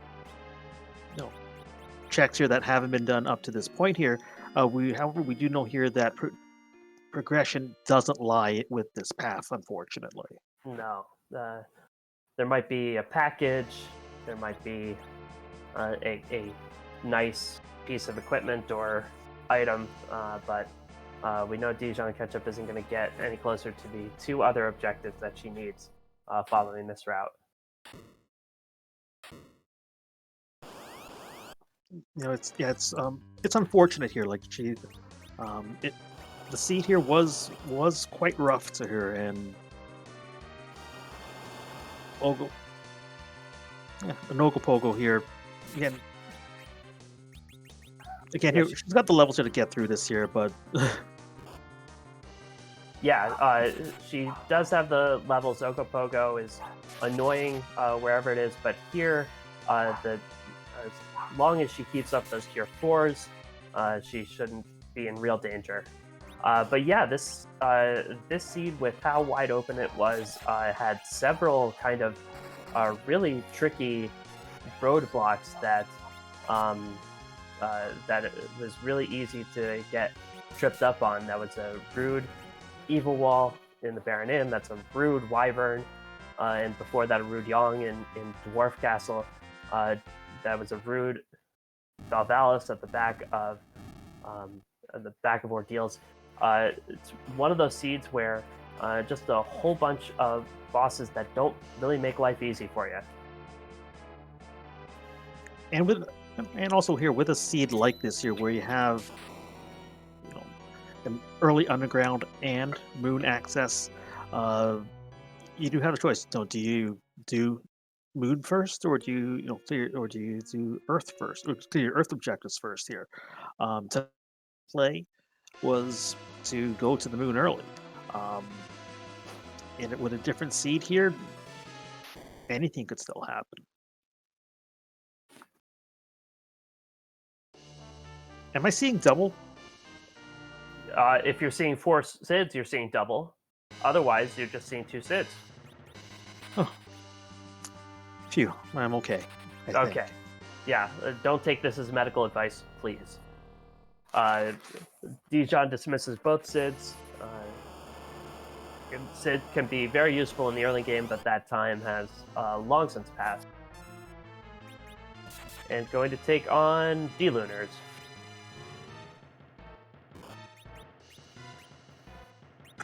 So And that Avenger Cecil could get her into a little bit of trouble here.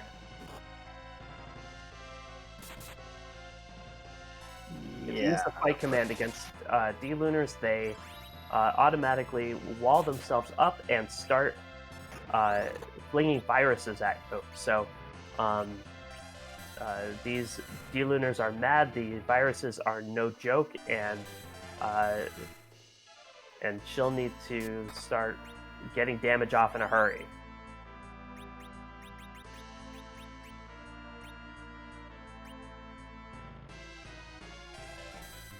This is kind of falling off the rails a little bit here. Yeah, the magic power here at this spot is very high. Gets one D-Lunar down. If she can get that cane to jump again. She's putting up walls on herself, but that won't really help. It'll help to reflect a nuke, like a spell like nuke back. Yeah, but it's not going to stop the viruses or the fire. No, the general rule is that on a direct spell like a virus, it can be reflected, but only once. And the D-Lunars bounce it off themselves. So even if you have a wall, if the D-Lunars bounce it off themselves, it'll bypass your wall. But that cane with that Dragoon Spear, D-Lunars, they are dragons, I believe. Are they not? I have to Either way- look it up here, either way, but they're yeah, dead by the way, now. she got through the fight here, Yep. which is what matters. And gets the pass.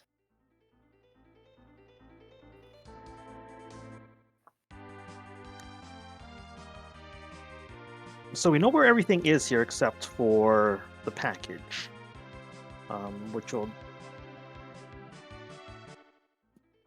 But I believe, I believe that at this point here, Dijon is out of Earth objectives. I believe you're correct. I believe that package would have to be behind that Odin. The Odin here or the Baron's box. I don't believe peasants checked the. Correct. It could be behind the Baron Key.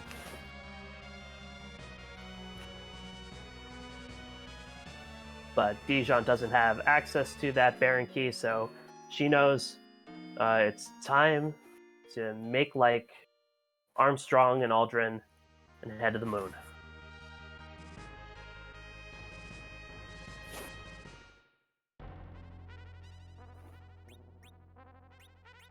At least in relatively higher comfort, it is pretty roomy. That big whale. It is nice, and it has that nice like a sleeping room off to the side, kind of a day spa. It's it's better than Alaskan Airlines, I'll tell you that.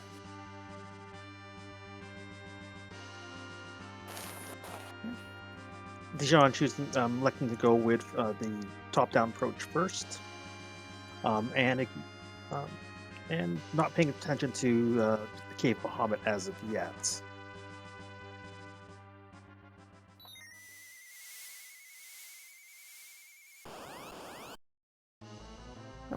No, and I don't blame her for saving Cape Bahamut. She knows she needs more than one key item. Might as well go to where the greatest density is.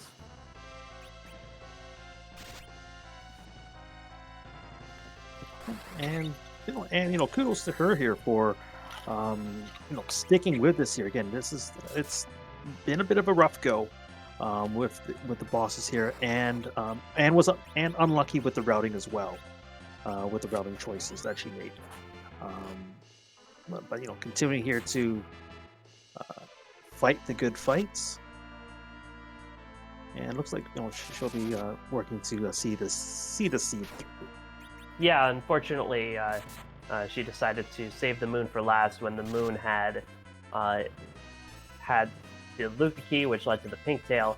It had the rat tail, which led to the adamant, and it had the twin harps. So it's just there's no two ways around it. You got to go to the moon.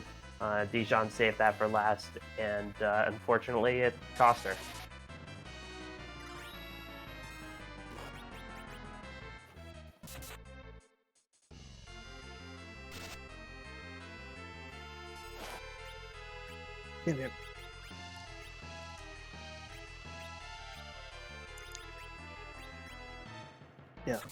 At the levels here, like Dijon's taking here the outline here at a lower levels than what I believe what peasants had here. So the fight looked like it's taking a bit longer here, because although Yang is throwing out the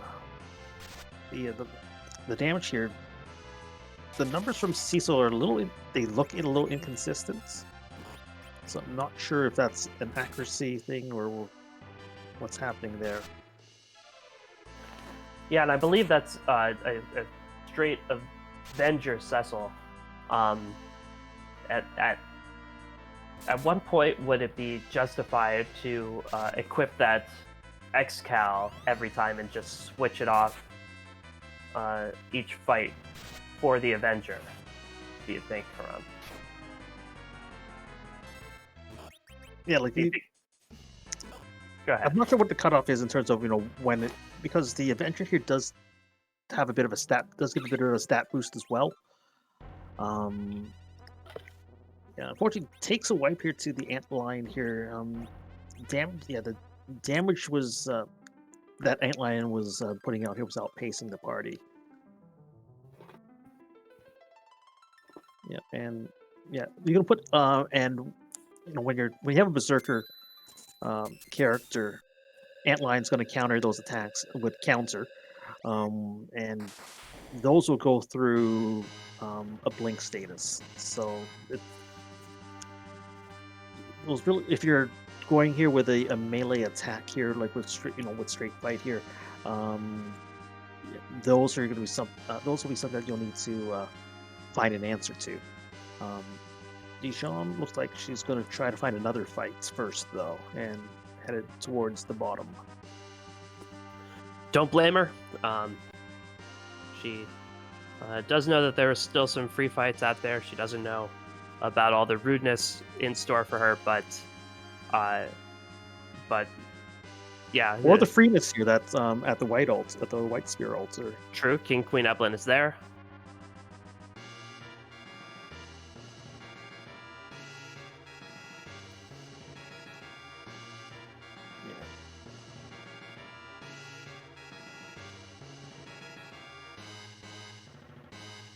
And I'm wondering here if like a different party composition here does have maybe impacting this a little bit as well here, because Dijon here did make the choice to take the Cecil over the Edward. And as we saw here with the spoon, with the on peasant side here, Spoon Edward was doing some work. He was the primary damage dealer in that party here. So it's the rate here at which your Dijon is able to damage here the enemies here is it's a lower rate.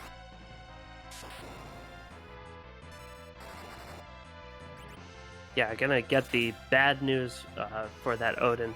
Does lit 2 instead of lit 3 with that food to try and get it off a little bit more quickly.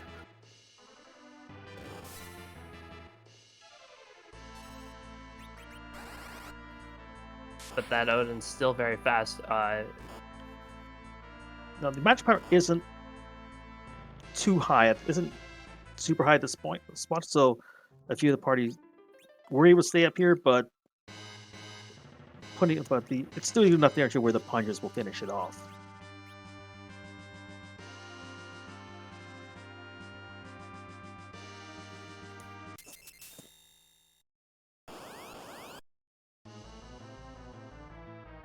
Gonna give it another try here.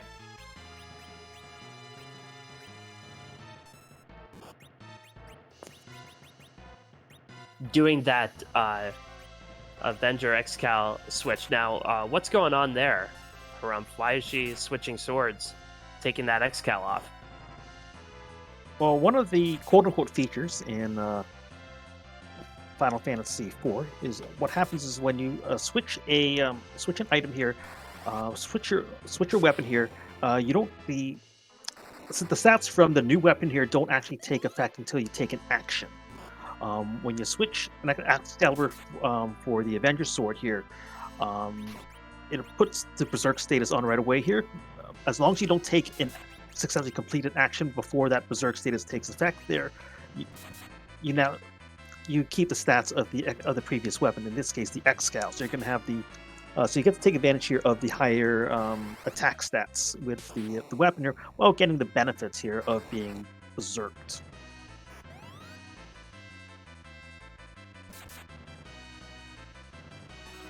It's got a couple of quad 9 lit 3s off. It's a damage race. A lot of damage you have to chew through at this point, though. Yeah, this spot has a ton of HP.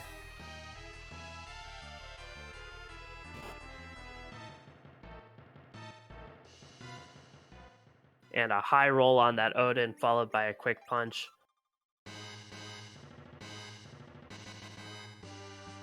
Yeah, I think Dijon was hoping for a reprieve from the nastiness. She'll find the reprieve here, though. Yes, this'll get her a key item. I believe this was the Baron key. Was that it? And get her a couple more levels.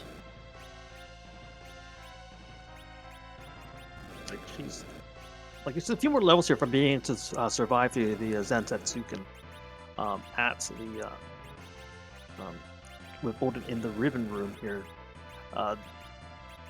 Maybe that might be enough here to buy some time to recover here from that here, so she can get through that fight. Mm-hmm. Dishmu pointing out in chat, there's a debate here as to whether against that Odin, Lit 3 or Nuke would be better. The advantage for Nuke is that it goes off much more quickly than Lit 3, which takes some time to wind up. But a Lit 3 against that Odin is a guaranteed quad 9 each time. So to me, there's not really a clear favorite. Yeah, it's a little tough at this point here. Once you get a few more levels up here, I think the gap closes enough here where Duke becomes the better choice.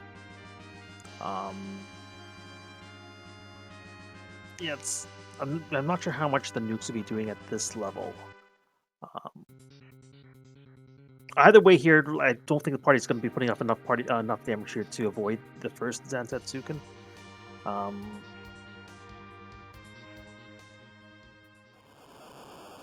Yeah, I'd be inclined to go nuke as well here, although I don't think with Lit 3 here you also have the ability to cast more of them. Very much so, due to that faster casting time. Get more turns in.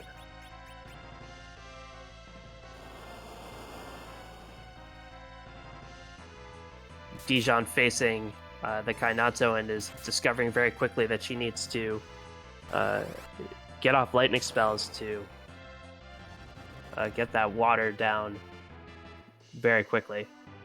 Yeah, the timing's tricky here because you don't have a lot of time before the wave queues. 'Cause even if you knock down here knock down the water, if wave is already queued up here, you're taking that full force.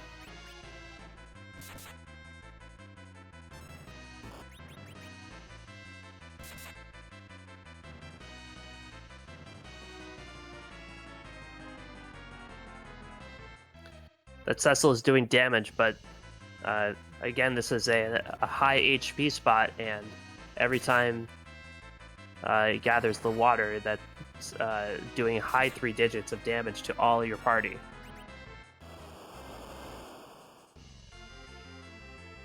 Yeah, like this wave will definitely take out Cecil here. We're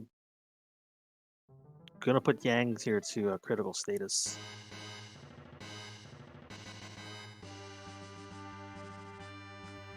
And they'll move on, let's reset out here. Yeah. While Dijon is making that walk, gonna find out who's at that Crystal Sword altar. Want to remind you that tomorrow there's even more Lali-Ho League action.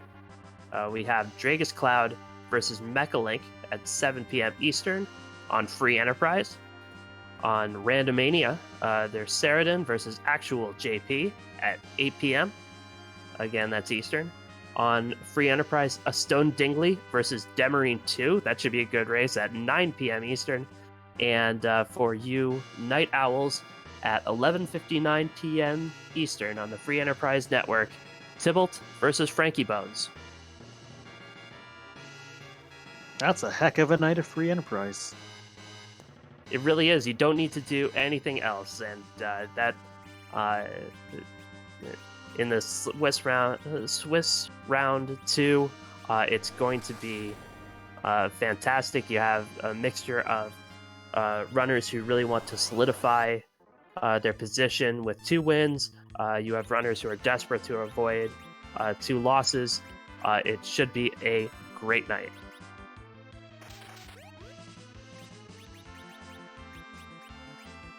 Ketchup here looking to get a few more levels onto the on her party members here. Takes a warlock fight with the sirens that she has. Yeah, the warlock fight maybe not as well known, at least to me, as your egg grind or your King Ryu grind. What's the big advantage to fighting warlocks here? With the warlock grind here, ideally what you want to do is, if you have mute bells here or caster with me here, have your warlocks muted right away. Most of their attacks until much later on the fight here are going to be magic attacks here. When you have the mute status here, they're not going to do any damage to you here. So it makes the fights here smooth sailing.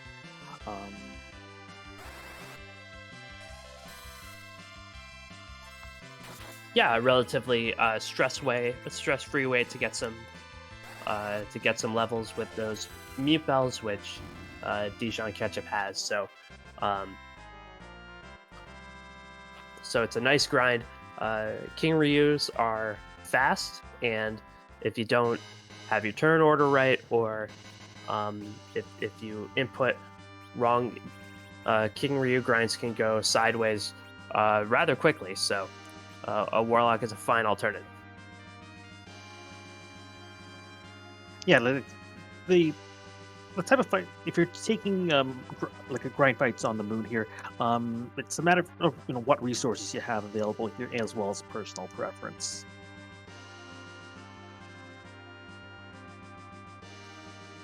Yeah, and the worst grind is one that you don't live through, right? So whatever grind you're most comfortable with is going to be the most effective one.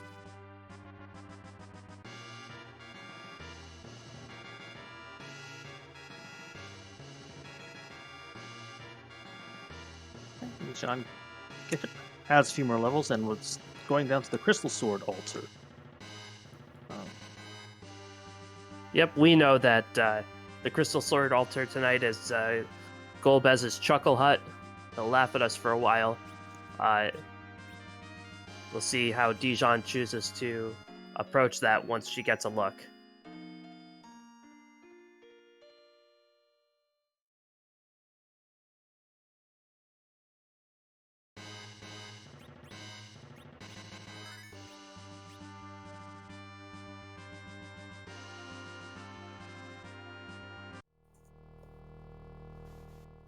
All right, we did see here that peasants here to take a reset out here to change, to take advantage here of the status strats here by picking and casting Piggy and Size on his party.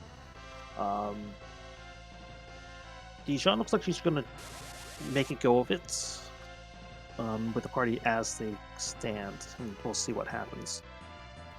Yeah, it's a tough fight to go into cold, but she might be deciding why not. She's here already. At least see what the magic power is here. See if there's anything special she needs to do, and at least try and grind it out.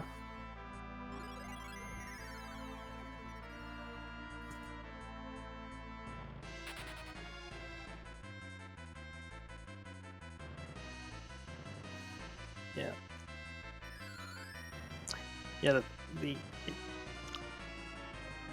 Yeah, this one will be dealing with damage here because the magic power is low at this spot here, so the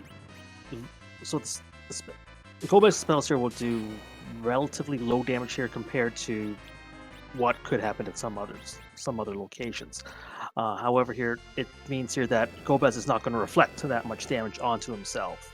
So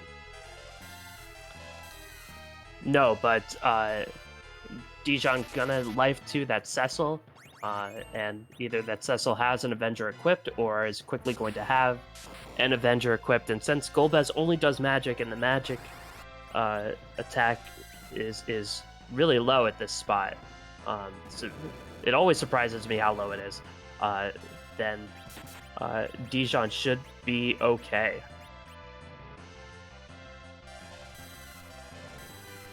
Cecil online berserks here. Yeah, this will be pretty smooth sailing at this point here.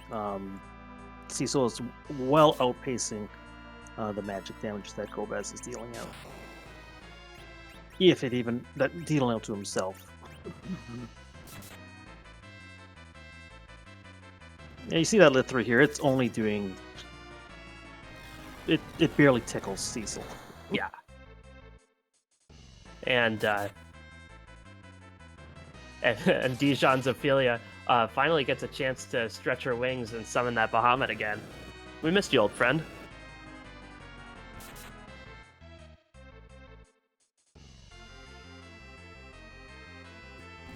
And this spot here will also be a nice, healthy chunk of experience for at least the Cecil and the Rydia.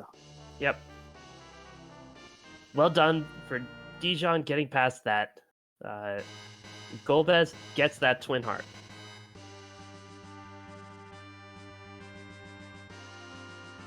So she knows most of the other bosses on the moon. She doesn't know who's at Cape Bahamut. But it looks like instead of exiting right away, she's at least going to give some of these other moon bosses another try.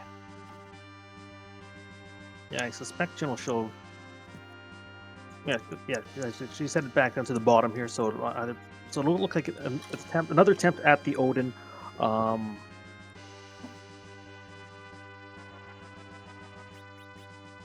Odin or the Keinatsu at the Masamune altar.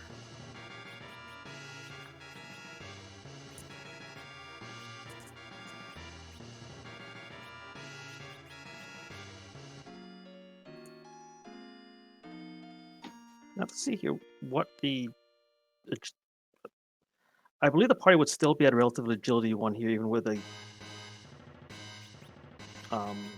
curse ring Rydia at this point here, because we saw how Peasants handled the anchoring, the agility situation here, and that's why having Rydia not cast, not gain any levels here. With Dijon's party here, Rydia's gotten some levels here out of necessity to get through these spots here. But I still think here the agility is still low enough here where everyone's at relative agility 1. Gonna wave at Kainatsu again. And hope that Kainatsu doesn't wave back.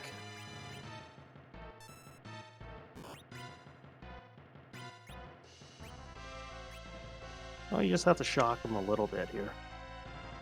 Then there's no wave back. Taking a risk doing a lit 3 with Fu. You saw Peasants using Thor Rages, which cast lit 1 on Kainatsu, and there you see the issue. Lit 3 takes so long to wind up that it's really not effective to prevent the waves, which I think has to be priority number 1 for Kainatsu at the spot. Yeah, like once you get enough damage, because wave is based on the Kainatsu's current hit point level. If you can get, if you can avoid here the first 2 waves, you should be able to get enough damage in here where any subsequent waves here won't be as much of a threat to your party. It's these first hits here that are making life difficult.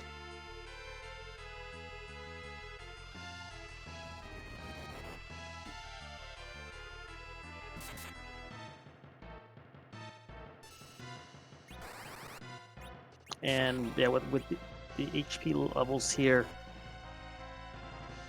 That lit 2 comes off. We'll see if it was quick enough.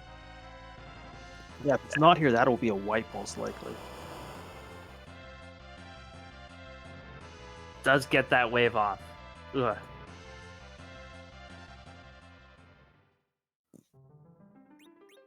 Yeah, you can see here the wave here, like with the amount of damage she was able to get onto inflict on Kainatsu here.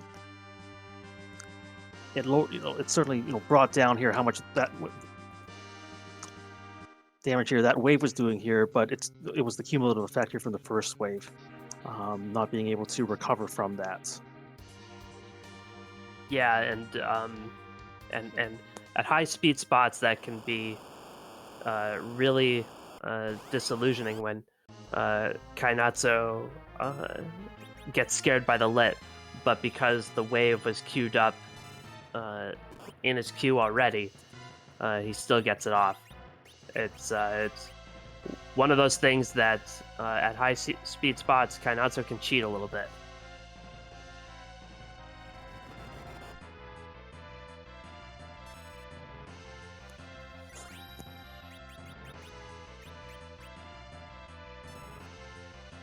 Going with some of those illusions that she found, I believe, in Fabul. Gets that lit 2 off a little bit more quickly this time. We'll see if he gets that wave off.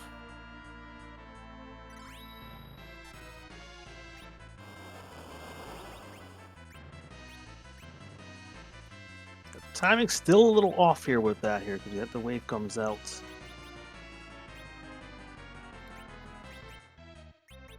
It can be tricky here to get the timing right here When the spots move this quickly here, it can be a bit of a fine line here between, um, accounts gathering water here and having the Thor Rage or the Lit spell go off before that wave gets queued up.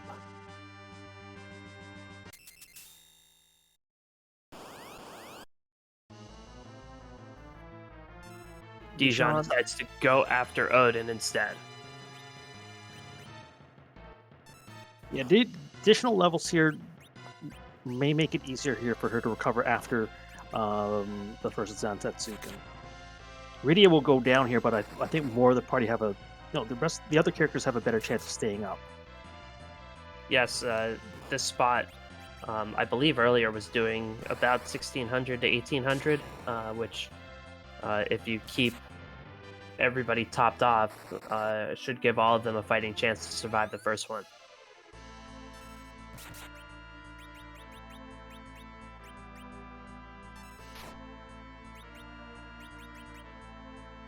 Yeah, there's a few items here that you would like to have at the spot at a tricky Odin spot.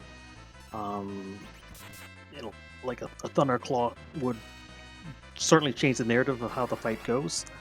I don't think either of our runners here didn't see here the most powerful claw in the game, though, in their travels. Yeah, if they did, I didn't make a note of it. I do remember Dijon found 2 cat claws on Mount Ordeals and gets through that Odin. Nice job there. Very nicely done. We never did see what were in these boxes, so this will be our first peek. Leviathan and a Moon Veil. Yeah, you're probably not feeling too good after seeing those. No. Well, Dijon did answer the question: 2 boxes or not 2 boxes.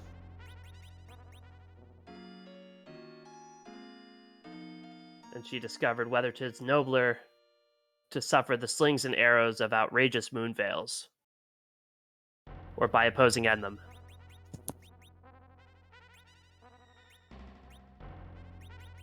Thank you for the Shakespeare references tonight here, because I certainly would not be of any use in that regard.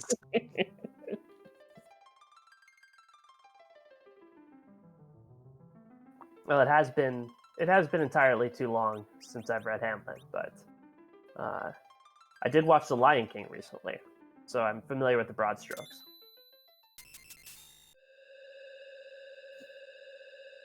I think it's been ages since I never did Hamlet at school, and it's been years since I've watched The Lion King.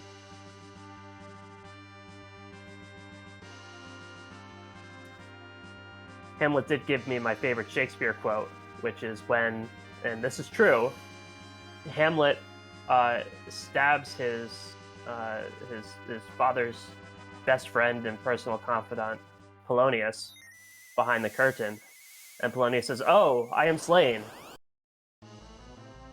which is what I want my last words to be.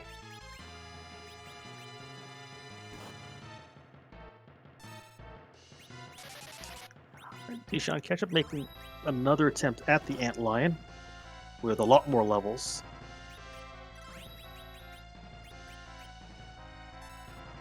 Yep, Antlion's still going to hit hard here, but she's putting out more damage than she did earlier, so that should really help.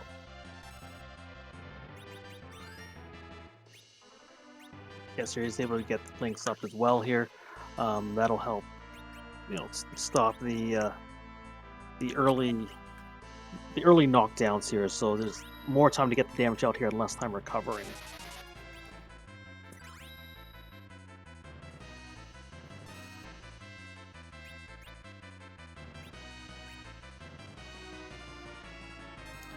And now Antlion is going to be frustrated by missing so many times. It was always my hope that a boss would just get so frustrated if it tried to hit me so many times and missed that it would just give up and go away. Yeah, the closest we saw to that here was Evil Walt tonight. Yeah, Evil Wall gets frustrated when it doesn't have anybody to punch and just starts punching himself.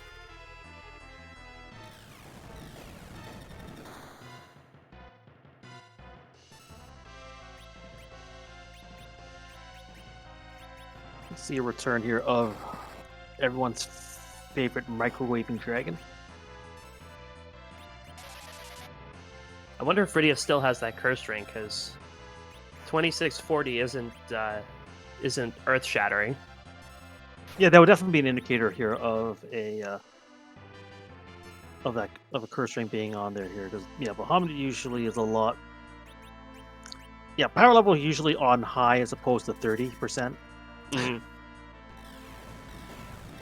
Yeah, usually it doesn't take Bahamut 10 minutes to heat up a frozen dinner. What's going on, man? The frost mode. Hey, it's Yeah, cold up on the moon. And that's the thing with the curse ring, is it does give -15 to all your stats. And the reason why it's so valuable here is because one of those stats is agility, which we can manipulate for our own benefits, but it also decreases your attack stat and your black magic stat, and yeah, if you're counting on Bahamut to do damage, that's going to suffer a little bit.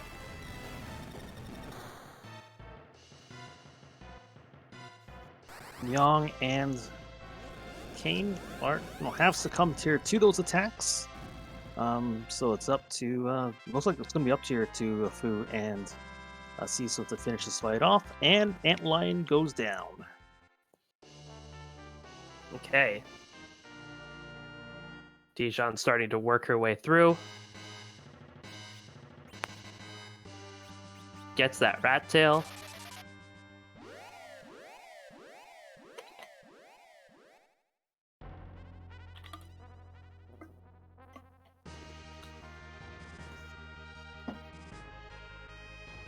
At this point here, Jean going to well here. Looks like she's going to make the trip over next door to Cave Bahamut to make that check.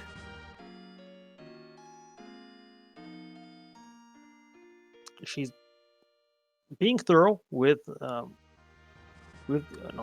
checks here. We know here that she does have she's got enough here to get go mode, I believe. But she doesn't have that knowledge yet here because she doesn't have all the caves. She has the Twin Harp 4 cave Magnus here.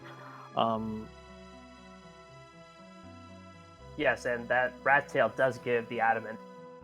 She would be missing the pink tail, but she wouldn't need it. She only needs 4 of the objectives, and that pink tail is behind that Luca key, which is behind Kainanso.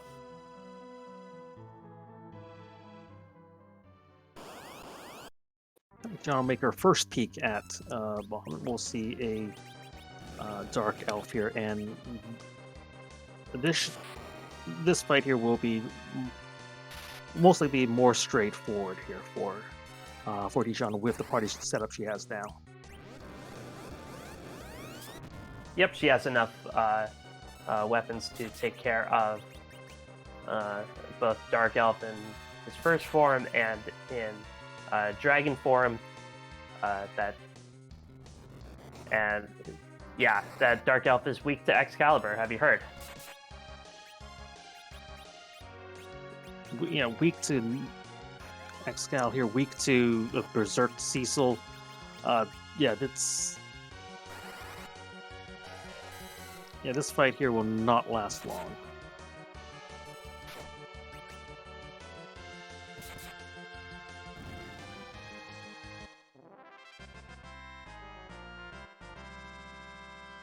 And takes care of it. Didn't really even get a punch in. Gets that Baron key, and now she has a couple of fetch quest items to chase if she wants to. Well, we say we say here, check your freebies, check your objectives here. So the free objective check she has right now here is the rat tail turn in. She does that first here. She knows she'll have go mode at that point. Yeah.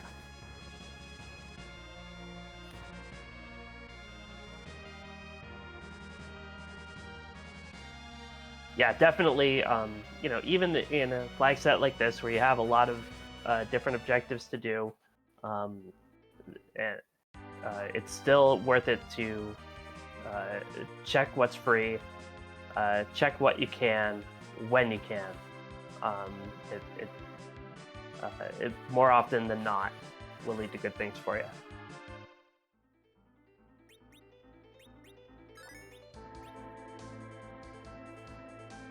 Dijon looks like she's going to do the Cave Magnus check first, though. So we'll get an encore of music shortly.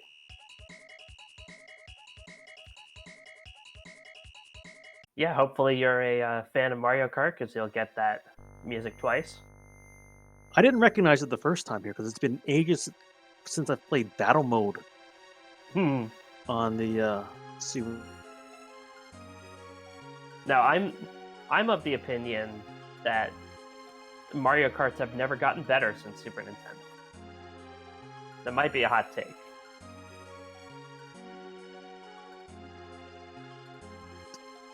Mario Kart, being of the Super Nintendo generation, yeah, I don't like for me here. Like nothing will have the same feel as the Super Nintendo version, but yeah, that is a bit of a hot take. I will say I think it was the GameCube version was very fun. Or That was Double Dash, if I'm not mistaken. I'm trying to remember. I didn't own this particular system. Do you have a favorite Mario Kart racer, Karam? I am of the beginner noob type level when it comes to Mario Kart here, so my favorite is Toad, because Toad. I am the best! Yeah, if I could actually drive a karts in the in the video game world here, I would probably have a faster character. But I value the ability here to make turns Yeah. and not drive into walls. I was always blinded too much by my fidelity to other characters in the Mario universe, so I always went with Luigi because I like Luigi. You also can't get hit by blue shells if you're not in first. That's why you hang around second till the very end, and then There you go. steal victory. Just stay under the radar. Anyway, It's tough to do here when you have top speed of Toad. Dijon will enter her own battle mode against Rubicante, which shouldn't be an issue.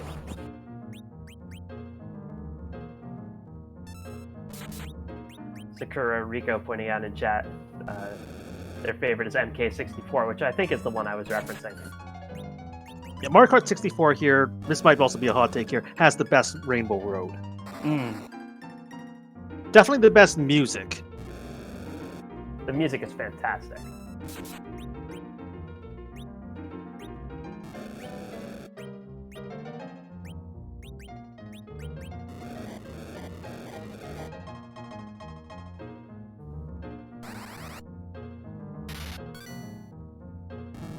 Yeah, because of how low that magic level is here, because yeah, Glare didn't even tickle.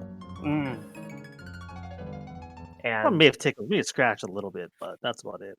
I was really looking forward to see how much damage the Bahamut did at this spot, because this spot is a really high magic defense, but even Foos Ice 2s were getting through at Dijon's high levels.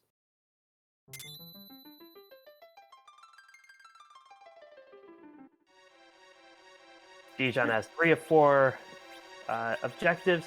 She has a tower key. We'll see if she checks that rat tail, like we think she will. If she does, then she has her crystal, and she can go straight to to Troya and take the pass to Z. The shortcut.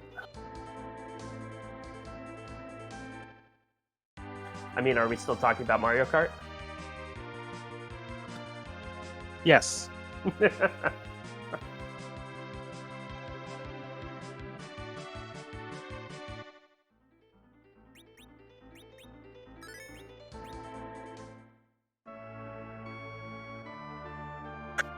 I don't know if she forgot about the rat tail, or if this Baron key is just burning a hole in her pocket, but she's going after that Baron key.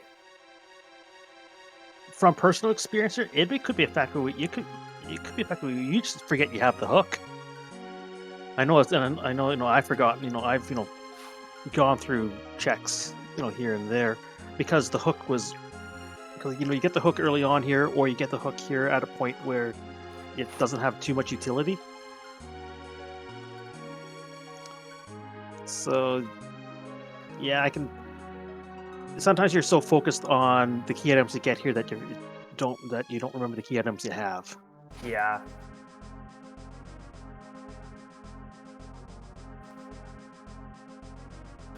Now, fortunately, here, none of the bosses here are going to put up much of a fight against, a party of this level.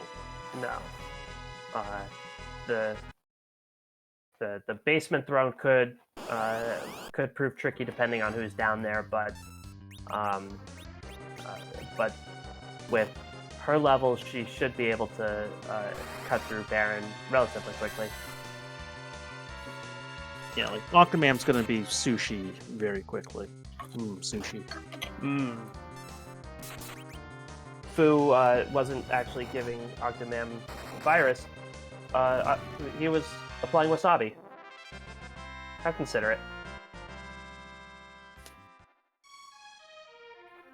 You don't want to put too much wasabi on there here. You don't want to burn your nasal cavities out. I beg your pardon.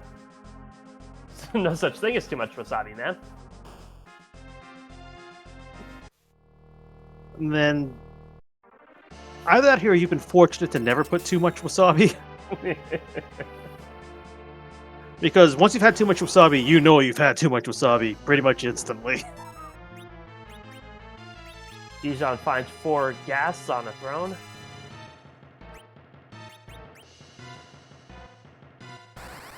Yeah, a bit of a cozy seating arrangement they have up there.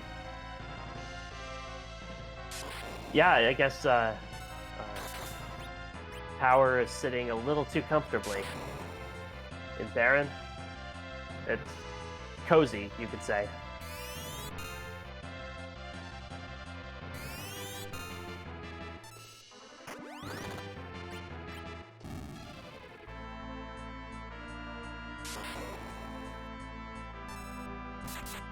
Takes care of the gas, which is always nice. It's always fun to find out what the gas do if you take down Mylon before them. That was certainly an eye-opener for me. Like, too much wasabi. It's a mistake. It's an experiment you try once, and once only. Mylon laments how old he's getting and fades away.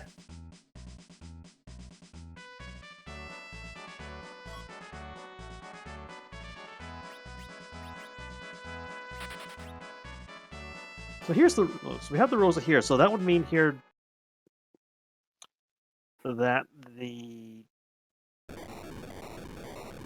have we seen all 10 characters? That's what I'm trying to figure out. We haven't seen Edge. We haven't seen either of the twins.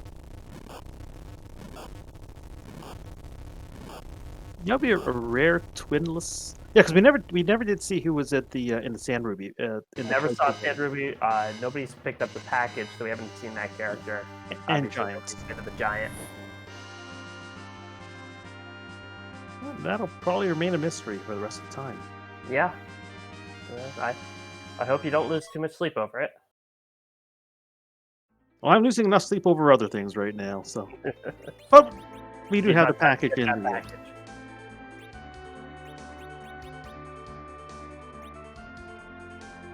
Does take the Rosa probably as a new anchor. True also has a tiara. If she held onto that samurai bow, has that. And she's gonna head down to the basement. So she's the opposite of the Ramones, who famously did not want to go down to the basement.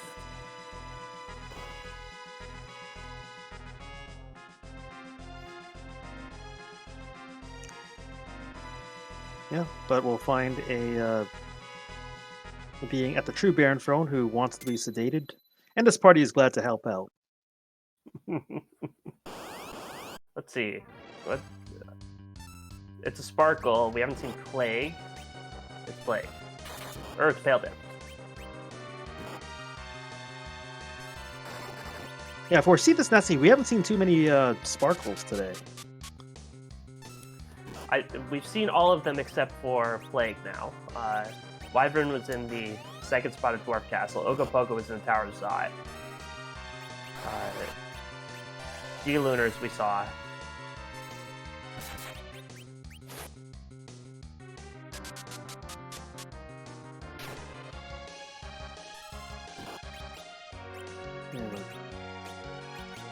But Dijon trying to take care of this Pale Dragon. It's worth mentioning again how impressed I am by Dijon's commitment to this. It would have been easy to just throw up your hands and say this seed is out to get me. There's nothing I can do about it. But Dijon's really hanging in there, really tenacious. No, she's making a statement here, and that statement is that the seed is not going to defeat me here. I am going to beat the seed one way or another.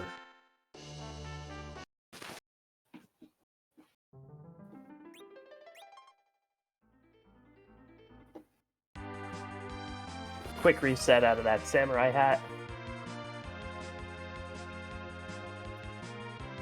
Yeah, like with this set here, like with your key item checks here, sometimes you'll find a key item, sometimes you'll find some decent loot here. Samurai hat is definitely on the lower end of the gear here, although I have seen less impressive gear, actually, surprisingly. And Dijon making the play, gonna turn in that rat tail and get the good news.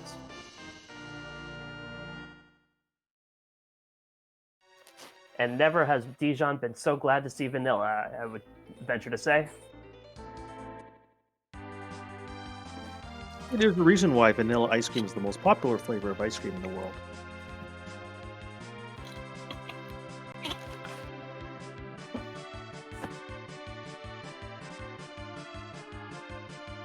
It sure is. Dijon will go to Kokol, get that second X-Cal forged.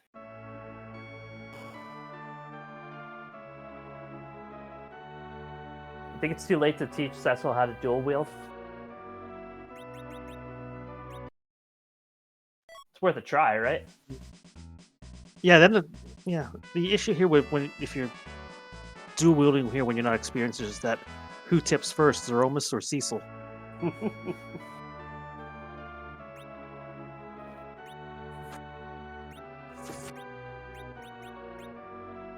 Gonna make one last shopping trip.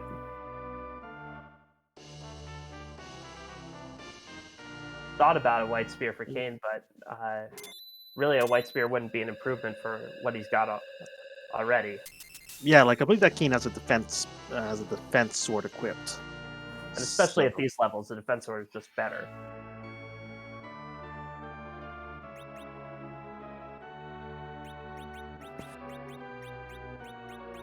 Oh, but maybe changes her mind.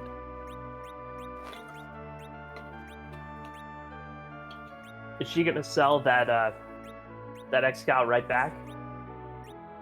Assert dominance? Sell the X-Cal. Sell the X-Cal. She does it! Yes! Even at 2 hours and 41 minutes in, she asserts her dominance over the scene. Much respect to Dijon.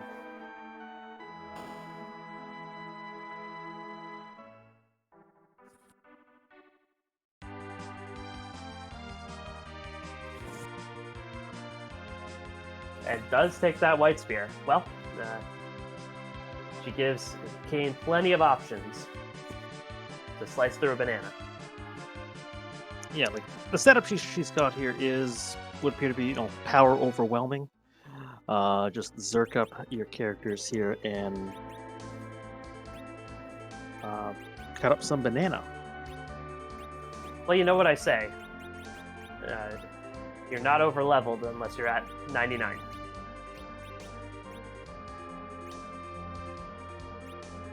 Even then, though, are you really? No. 99 is you're at leveled. You're not over leveled.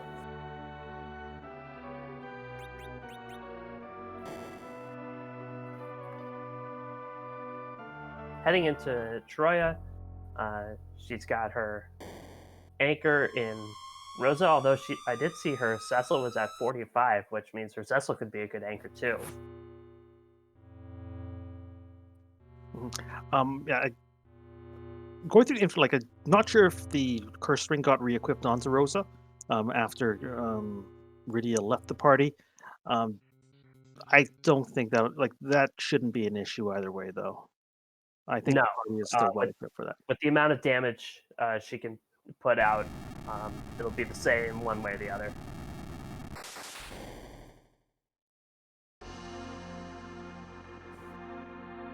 But Dijon approaches Zeromus and decides it's now her turn to kick some butt. Well, chat, let's cheer her on.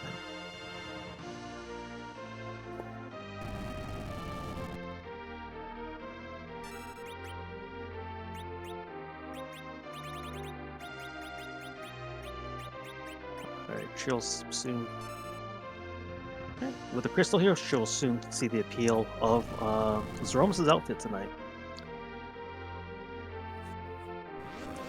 Yep, she'll soon be going ape to see what Z-Sprite this is.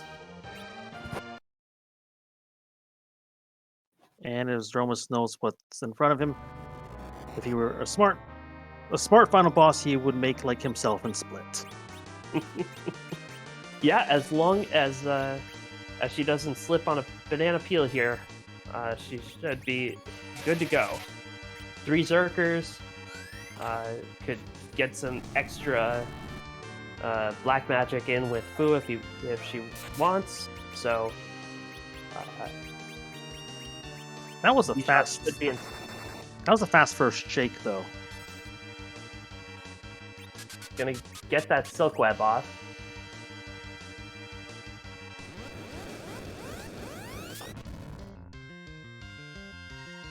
Very useful to slow down this Z-Fight, also nerf that Big Bang, which is why you often see players hunting for a source of them some time in Seed. Well, Cecil takes a nuke to the face, though, here. He can take it. He can take the face, just whether he'll stay upright for the Big Bang, even nerfed. Well, he's fine. Yeah. Nice little roll on him. He must have some nice helmet or other.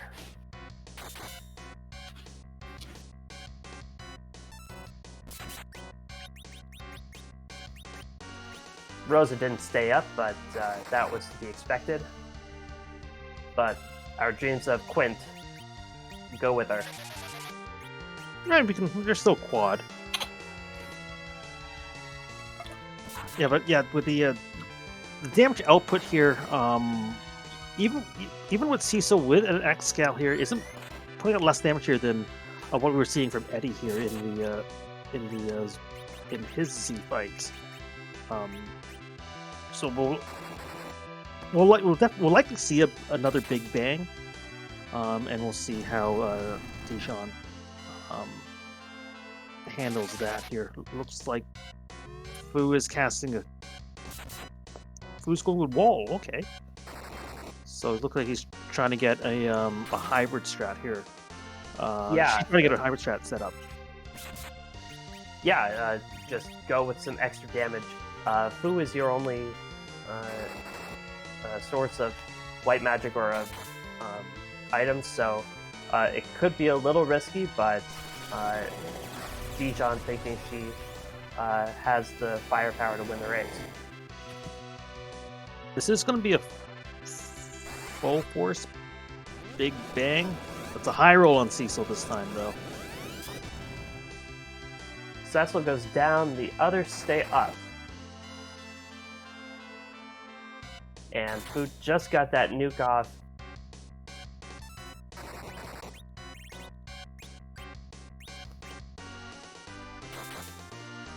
Yeah, the longer this goes here, as you can see here, MP becomes a factor. Fu here, for all the benefits he provides here, doesn't come with a large MP pool. So, and it doesn't go, and that MP pool doesn't increase really here unless you get, I think, super high levels here, or they have Soma drops. So you will need to spend a turn Is that here. elixir? Yeah. I mean, I am as guilty as anyone of having 50,000 unused things in my inventory at the end of the game waiting for the perfect time to use it, but there's literally never a better time to use that elixir. And Dijon uses it, and Fu is back in business.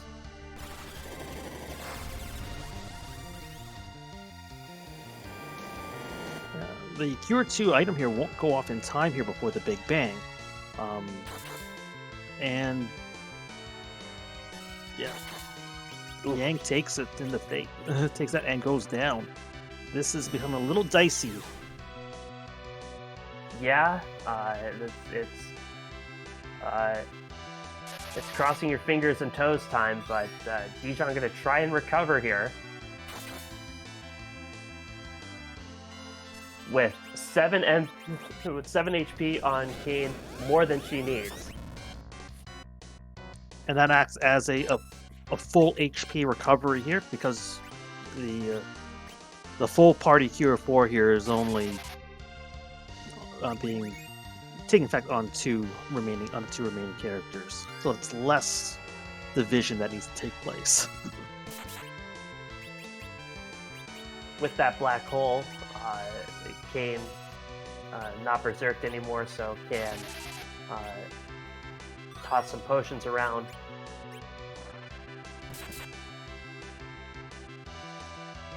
Yeah, working here to get Kane to a safer HP level.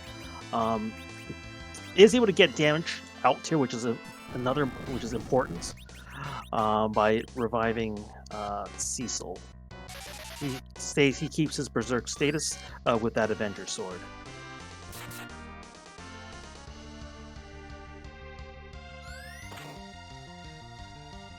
And with that here, Dijon is stabilized. Yeah, it's a 3-man wrecking crew at this point. Yang is going to stay down. Fu most likely won't be trying to reflect any black magic again, but as long as the two fighters stay up, Dijon should be in decent shape. Critically gets the Cure 4 off. So if we do see, the one thing you didn't want to see at that point here was a Big Bang straight into Meteo. Yep, she avoids that.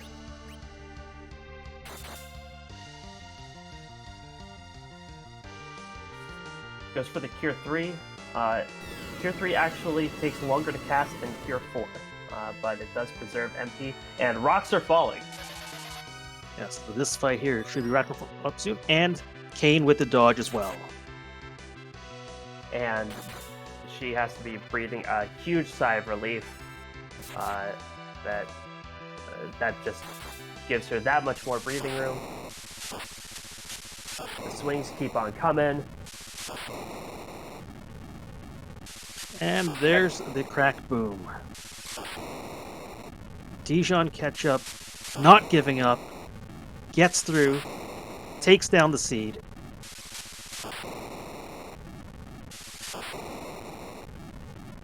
Well done to dijonketchup. There were lots of really annoying, rude, downright hostile points in that seed. but she fought her way through it. Very well done.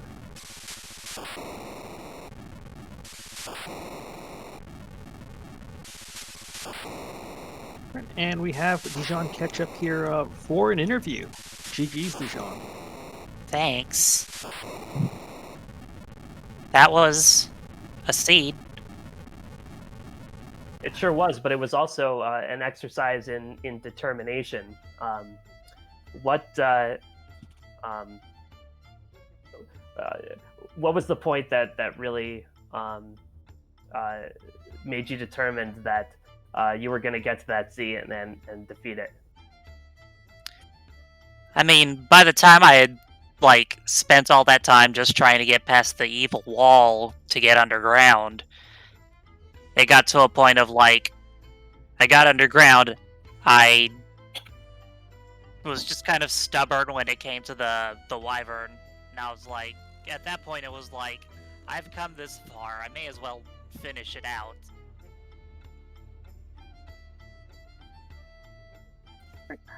Now, I guess with the hiccups that came around the way here, I guess did that affect how you strategize? Which objectives, which locations to check here as the seed went on here. Because when you don't see a dot done, you're still in the race no matter what.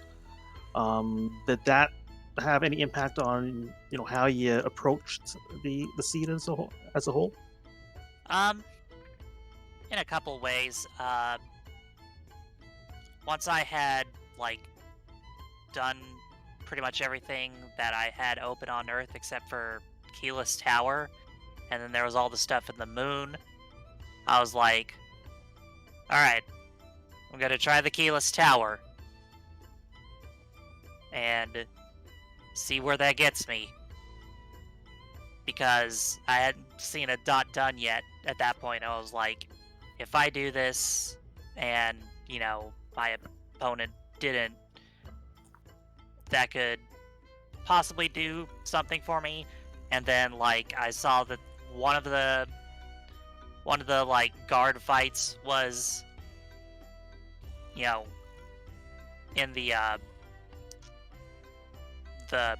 hook route, and got the hook from the boss there. I was like, alright, well, I guess I'm gonna risk it and go down there and see if it's the guards that I needed. And it was. And I was just like, okay, I should have done Keyless Tower earlier. And that was a smart and daring play, I think. As you went on in the seed and you found your footing, one of the fights that really impressed me was that Odin fight. What did you think of the Odin fight in the Ribbon Room? The first couple times I had some trouble with it, just because I think my characters were not putting out enough damage because they weren't quite high enough level. So I did some of the other bosses and did a short grind before coming back to it. And that time I was doing a lot better because I could, more of my characters could survive the Zantetsuken, and I could do more damage to them. So, it was, sometimes with the moon bosses, you just kind of have to, hit your head against them a couple times, realize it's not going to work, and then just kind of go off to something else for a while. That Kenatsu can jump off a cliff, though. Yeah. No, it was definitely great here to see, how you recalibrated here to make the subsequent attempts here more successful. Going into week 3 of the Lali-Ho League here, I guess are there any is there anything you'll take away here from the seed here that you're going to keep at the back of your mind here for as you look at your next race? Yeah, I definitely need to.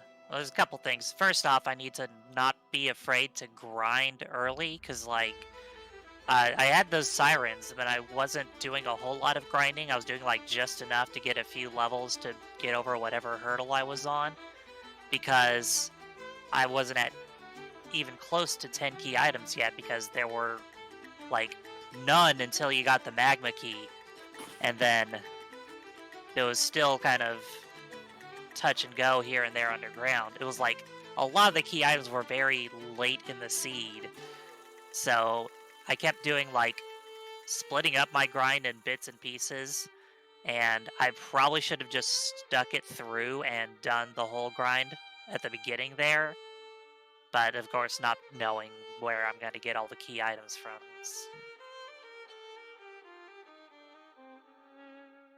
And that is a good lesson to learn from this. It really does, with these flags especially, the experience really is the best teacher. For sure, yeah. Also, I need to be psychic enough to know whether to do keyless tower or not, because like in every seed that I have done, if I do keyless tower early on when I get underground, it doesn't pay off. If I put it off till like the last check underground, it's what I needed to do. So it's finding that timing in terms of what what the seed's going to bring to you here. Yeah. Well, Uh, Dijon, we thought you did a terrific job with this seed. We want to say best of luck the rest of the way, and GG's again. All right. Thanks a lot. Thank you, Dijon. GG's.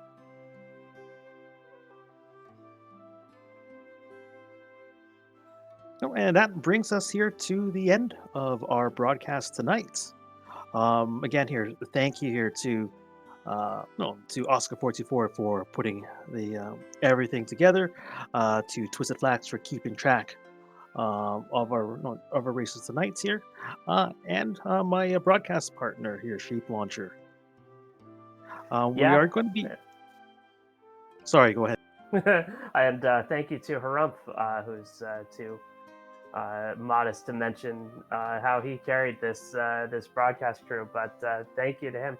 We're going to be rating Commander Leonhardt, who's doing some Lali-Ho League practice. Always fun to check in on him. But thanks for joining us on RPG Limit Break, and from all of us, so long. Have a great night.